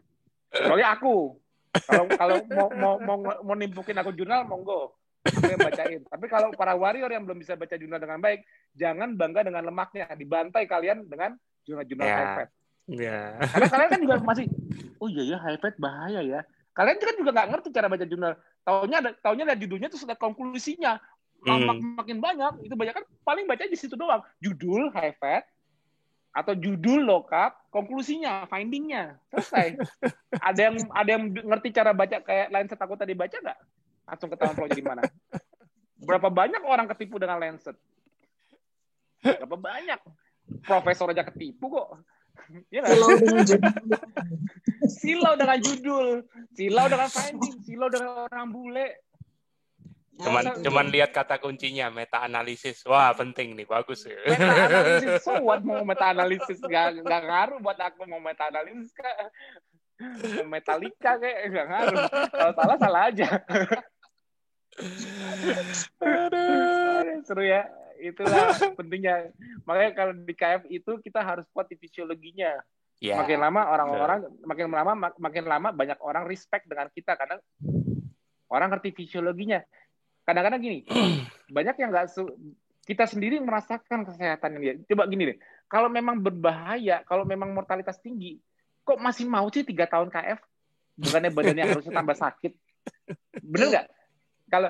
Kalau seseorang gaya hidupnya salah menuju resiko mortalitas, contohnya orang yang gaya hidupnya membuat dia diabetes, orang yang gaya hidupnya membuat dia arteriosklerosis, orang yang gaya hidupnya membuat dia akhirnya jadi kanker, menuju dia mengalami penyakit kronis itu, kira-kira badannya tambah seger dulu, tiba-tiba ketahuan ada kanker. Badan tambah seger dulu, ketahuan ada jantung. Kira-kira begitu apa? Udah mulai nggak enak badan, udah sering minum obat untuk ngilangin sakitnya, udah mulai gampang capek, masuk angin, udah mulai makannya tadi bisa sedikit, sekarang agak lebih banyak karena cepet capek, lemas, udah mulai tidurnya nggak bagus. Kira-kira gaya hidupnya mengarahkan seperti itu sebelum ketahuan penyakit kronis apa? Kayak kita yang makin lama makin terserah lah, ada yang mau bilang makin glowing, makin seger, makannya makin sedikit. Kira-kira kayak gitu nggak perjalanannya suatu gaya hidup menuju kekronikan penyakitnya? Ayo. Nggak masuk akal kan? Jadi kalau ada yang ngebully, dari itunya aja nggak bisa jawab dia. Kalau memang gaya hidup gue salah, kenapa makan gue makin sedikit? Harusnya kan gue makin tidak fleksibel metaboliknya. Karena gini, seseorang menuju problem metabolic syndrome, problemnya selalu di respirasi sel. Semakin sel-sel di tubuhnya memburuk respirasinya, semakin kemampuan, kan respirasi itu kan mitokondria kan menghasilkan energi, semakin kemampuan menghasilkan energinya turun. Semakin turun kemampuan menghasilkan energinya, semakin dia mengandalkan energi dari makanan. Semakin dia mengandalkan energi dari makanan, semakin dia milih yang cepat menghasilkan energi apa? Gula. Glukosa. Makanya manusia yang merupakan kumpulan sel dari bayi sampai tua itu disebut namanya aging. Menua. Apa yang terjadi? Jangan lihat manusianya. Manusia itu kumpulan sel. Apa yang terjadi dengan kumpulan sel yang baru lahir ini sampai ke kumpulan sel yang umurnya udah 90-80 tahun? Apa yang terjadi? Dari morfologinya bedanya apa? Langsung kelihatan. Ambil sampel sel di anak bayi, ambil sampel sel di orang tua yang udah 80 tahun, di lokasi Bandingkan. sel yang sama, entah itu sama-sama jantung, entah itu sama liver, sama, bandingkan morfologinya, yang langsung kelihatan apanya? Mitokondrianya. Selesai. Bedanya jelas di situ. Respirasinya menurun. Nggak mungkin enggak. Nggak mungkin enggak. Itulah beda sel muda, sehat, dan sel tua. Aging, menua. Nah, kalau orang diabetes umur 30 tahun, ambil selnya, bandingin, dia walaupun dia 30 tahun, kalau dia diabetes, ambil selnya, ambil sel orang 90 tahun atau 80 tahun, bandingin, sama. Lah, kalau baru 30 tahun, kok sama kayak yang 90 tahun? Accelerated aging. Problemnya sama-sama respirasi, sama-sama ketidakmampuan menghasilkan bioenergetik untuk kebutuhan fungsi ATP. Akhirnya makin parahnya kenapa? Karena begitu sel-sel tubuhnya tidak bisa menghasilkan ATP dengan sempurna, tapi ada sumber ATP yang sangat cepat, tidak perlu, walaupun mitokondriaku jelek, tapi ada satu bahan bakar yang tidak perlu dibakar di mitokondria, udah dapat energi. Tebak. Glukosa, amino asid, fatty acid. Mana keton? Glukosa, fatty acid, keton, amino asid. Mana yang bisa menghasilkan ATP tanpa perlu mitokondria? Mana yang bisa dipakai tanpa oksigen? Anaerobik. Anaerobik. Iya, glukos. Jadi kalau mau membakar lemak, fatty acid, mau membakar keton, membakar amino asid, ini pakai mitokondria. Mana ada pathway-nya di sitoplasma yang bisa menghasilkan ATP keluar dari sini? Nggak ada. Beta oksidasi di mitokondria. Ya kan? Masuknya keto asid habis diaminasi di urea cycle, masuknya mitokondria. Keton begitu masuk ke sitoplasma, habis diketolisis jadi asetoasetat, jadi asetil CoA di mitokondria. Ini glukosa bisa substrat level fosforilasi. Walaupun cuma 2 ATP, netnya di sitoplasma, jadi favoritnya apa? Favoritnya virus, favoritnya cancer, favoritnya semua yang berkembang cepat. Gula, kenapa? Karena gula selain bisa menghasilkan prekursor biosintesis, bisa ngasilin 2 ATP tanpa perlu mitokondria. Tapi kan 2 ATP kan sedikit, Mas. Emang sedikit, makanya banyakin gulanya, baru jadi banyak. Makanya kalau gula dimasukin ke pakai PET scan, pakai tracer, larinya kemana? Ke cancer yang lagi berkembang. Ke sel epitel paru yang lagi keinfeksi COVID. Yang lagi pokoknya yang lagi anabolik, atau ke sel imun yang lagi inflamasi. Ke situ lari-larinya gula, ke sel-sel yang anabolik. Itu kenapa 2 ATP net tapi jadi banyak kalau gulanya tinggi. Makanya pakainya GLUT1, bukan GLUT4. Tidak perlu respon insulin. Asal gradien di luar ekstraselularnya tuh gulanya tinggi masuknya gampang. Asal gula banyak di luar, yuk corongnya tinggal digedein, masuk ke dalam yuk, ayo. Yang sebelah yang normal nggak, belum masang corong gula. Kenapa? Insulinnya belum ada yang datang. Saya nggak bisa masang GLUT4-nya. Bener nggak? Nah, jadi bener nggak, Mbak? Jadi kalau aging itu ialah masalah respirasi sel, kalau kita dengan tidak makan karbohidrat, artinya pilihan kita cuma bakar apa coba? Kalau Mbak nggak makan karbohidrat tapi punya gula, pabrik gula di liver, kira-kira diporsir nggak livernya untuk buat gula? Nggak mungkin kan? Pasti tubuh switch pakai apa? Pakai lemak kan? Nah, kalau otak, karena standarisasinya otak nggak bisa pakai lemak, dari mulai lahir pun nggak bisa pakai lemak, karena kita terlahir udah ada blood-brain barrier, otak pakai apa? Keton kan? Nah, walau keton itu kan asalnya juga dari lemak. Nah, sekarang aku tanya, keton, lemak, masih ingat nggak tadi dibakarnya di mana untuk jadi ATP? Mitokondria. Iya. Jadi orang yang beradaptasi dengan tidak makan karbohidrat, dan dia harus bakar lemak atau keton, kira-kira sel-sel tubuhnya bakal meningkatkan jumlah apanya? Jumlah mesin penghasil mitokondria. Benar kan? Nah, kalau mitokondrianya makin banyak, ambil selnya. Ambil sel anak bayi baru lahir, cocokin.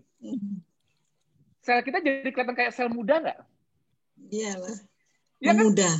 Karena ciri-ciri kesamaannya apa? Sel muda dengan sel tua yang memuda dengan sel yang memang muda. Kesamaannya apa? Mitokondrianya banyak. Selesai. Makanya Mbak bingung nggak kalau anak-anak kecil susah disuruh sarapan? Jangan bingung. Mbak bingung nggak kalau anak-anak kecil malas makan nasi, maunya lauknya doang? Jangan bingung juga. Mereka masih kecil kok, masih mitokondria banyak kok. Mau gedabikan pencalitan kemana-mana dari pagi bangun juga mereka masih bisa bakar lemak, mitokondria masih bagus. Yes. Nah, sekarang orang yang udah mau 70 tahun, coba nggak usah 70 tahun lama-lama. Begitu dia sudah tidak muda, begitu 30 tahun ke atas deh, kira-kira makannya banyakkan lauknya apa nasinya? Sekarang orang susah nggak melepas nasi di orang tua? Susah. Anak kecil, bener mah, boleh nggak makan nasi, malah happy mereka. Boleh nggak makan lauknya doang, seneng mereka. Tapi orang tua nggak pakai nasi, nggak pakai apa? Kenapa? Nah, itu yang aku maksud. Semakin mitokondrianya jelek, semakin mengandalkan yang cepat-cepat. Jadi dia semakin butuh gula. Iya. Karena gini loh, jadi karena semakin tua itu semakin tidak mampu menghasilkan energi. Dari mitokondrianya, sehingga mengandalkan yang gula terus, akhirnya malah sekom gitu, maksudnya malah jadi makin menurun, makin terjerumus. Nah, semakin mitokondrianya jelek, semakin accelerated aging, lebih cepat lagi peningkatannya. Makanya diabetes itu sama aja kayak diabetes itu secara morfologi selnya sama seperti orang sudah tua banget, udah selesai itu aja. Mau entah itu masalahnya tercerminnya dari gula darah tinggi kah, jadi dibilang diabetes kah, di level sel cuma satu, masalah respirasi. Dan ikhtiar kita yaitu memperbaiki kembali respirasi selnya. Itu baru fisiologi, bukan katanya.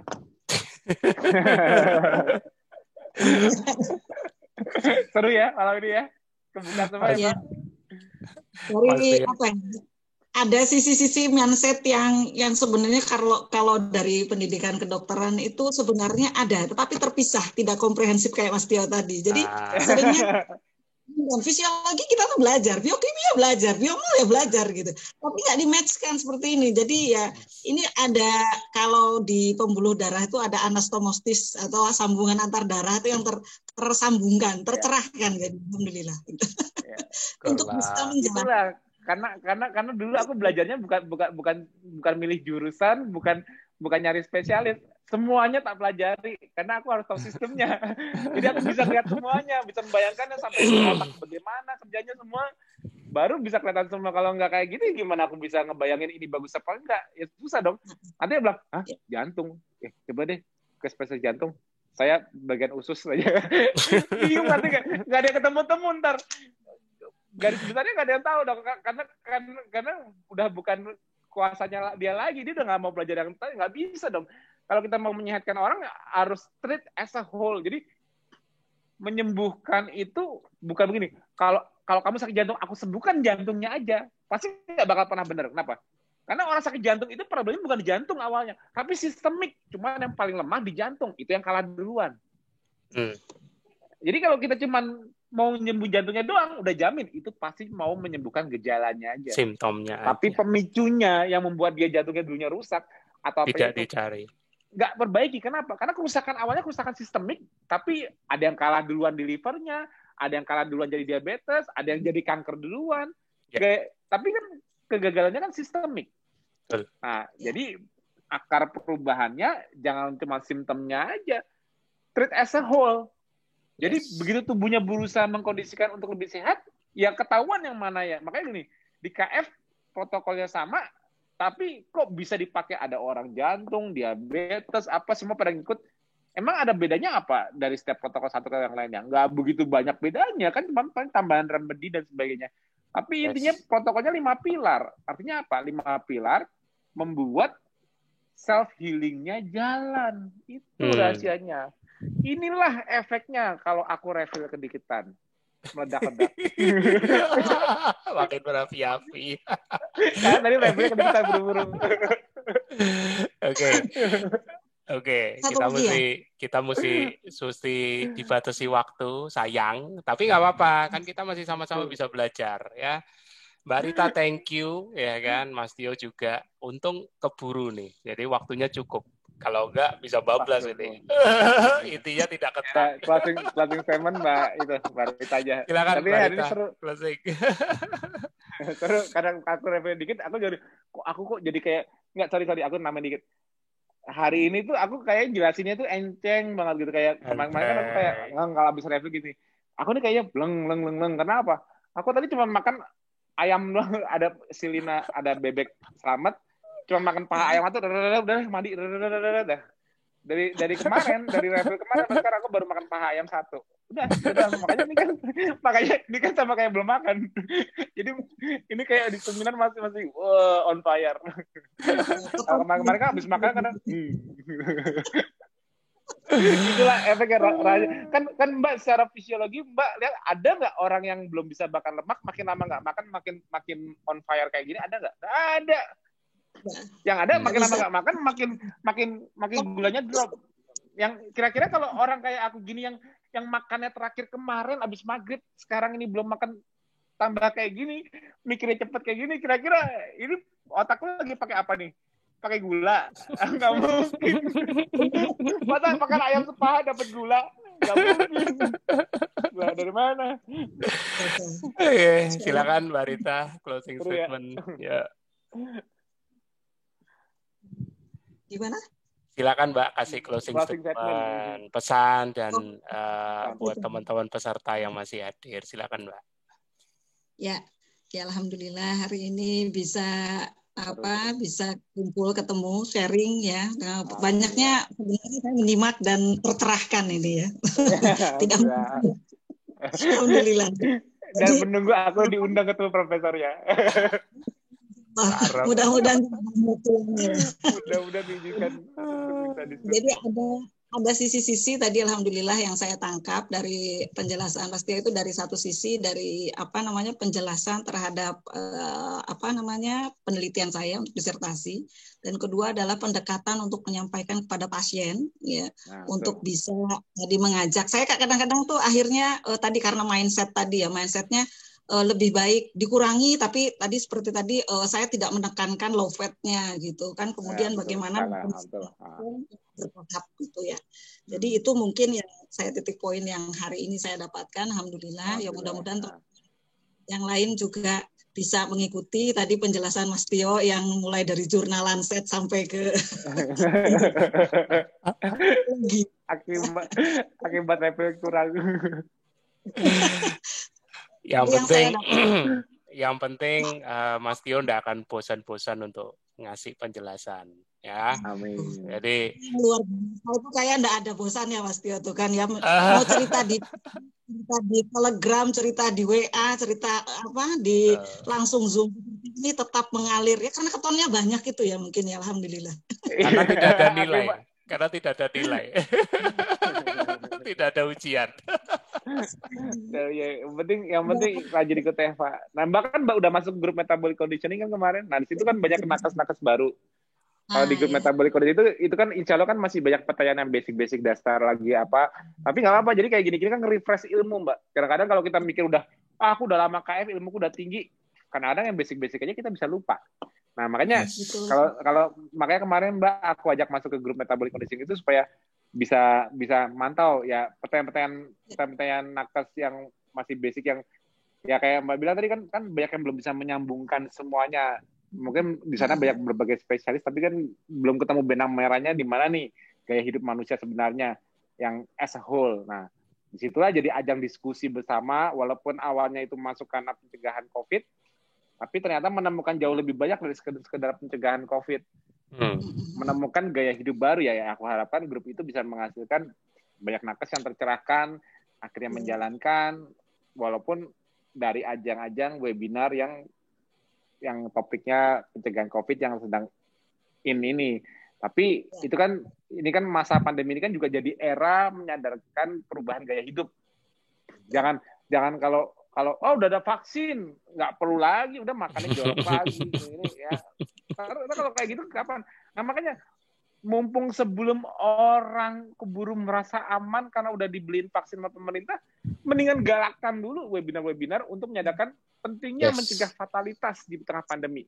Betul. Aku ngerinya nanti begitu tahun depan vaksin udah ada, ya udahlah mau jorok-jorokan mau apa kan gue udah divaksin. Mau Iya. gendut kayak mau perut gue buncit kayak. Karena mereka merasa kalau ada vaksin aman aja. Mereka belum tahu resikonya kalau virusnya udah mutasi, resiko kemampuan menghasilkan imunoglobulinnya atau memorinya saat dia punya metabolic syndrome, apakah benar bisa membuat immunity yang optimal? Kan mereka belum tahu itu. Makanya menjelang tahun depan, targetku sampai Desember aku gencarin semua TFA, SFH, webinar-webinar pencegahan fatalitas COVID. Kalau bisa semelek-meleknya. Karena mumpung di masa pandemi orang masih aware kesehatan. Kalau udah nggak ada pandemi, mana ada yang aware kesehatan? Mana ada yang peduli dia mau diabetes tinggal minum obat. Nah kalau COVID ini yang nggak ada obatnya, mereka baru mikir, iya dah kayaknya mau nggak mau harus ubah gaya hidup. Karena kalau ada obatnya sih santai aja, tapi kalau nggak ada obatnya, iya nih harus ubah gaya hidup nih, harus mulai. Akhirnya baru mau setelah ada COVID. Kalau cuma ayo dong berubah dong, nanti diabetes loh, ayo dong berubah dong. Masih ada Ntar obat. hipertensi iya, iya, gue belum bisa. Kalau COVID nggak bisa selesai. Nah itulah, jadi harus apa? Kita rame-rame motivasi banyak orang, living proof dan. Oke, kita terus sisi mencerahkan dari sisi fisiologi karena kita bukan lagi exogenus, kita harus endogenus. Pahami sisi fisiologi kita masing-masing. Thank you Mbak Rita dan juga Mas Tio, juga teman-teman peserta yang masih setia ya. Kita masih ada sesi TFA lagi hari Jumat. Tunggu pengumumannya nanti dari Mas Tio dan pastikan selalu dinantikan. Makasih banyak Mbak Rita. Ya. Makasih banyak udah Thank you Mbak Rita, Mas Tio sekali lagi. Selamat malam semuanya. Udah mencerahkan malam ini banyak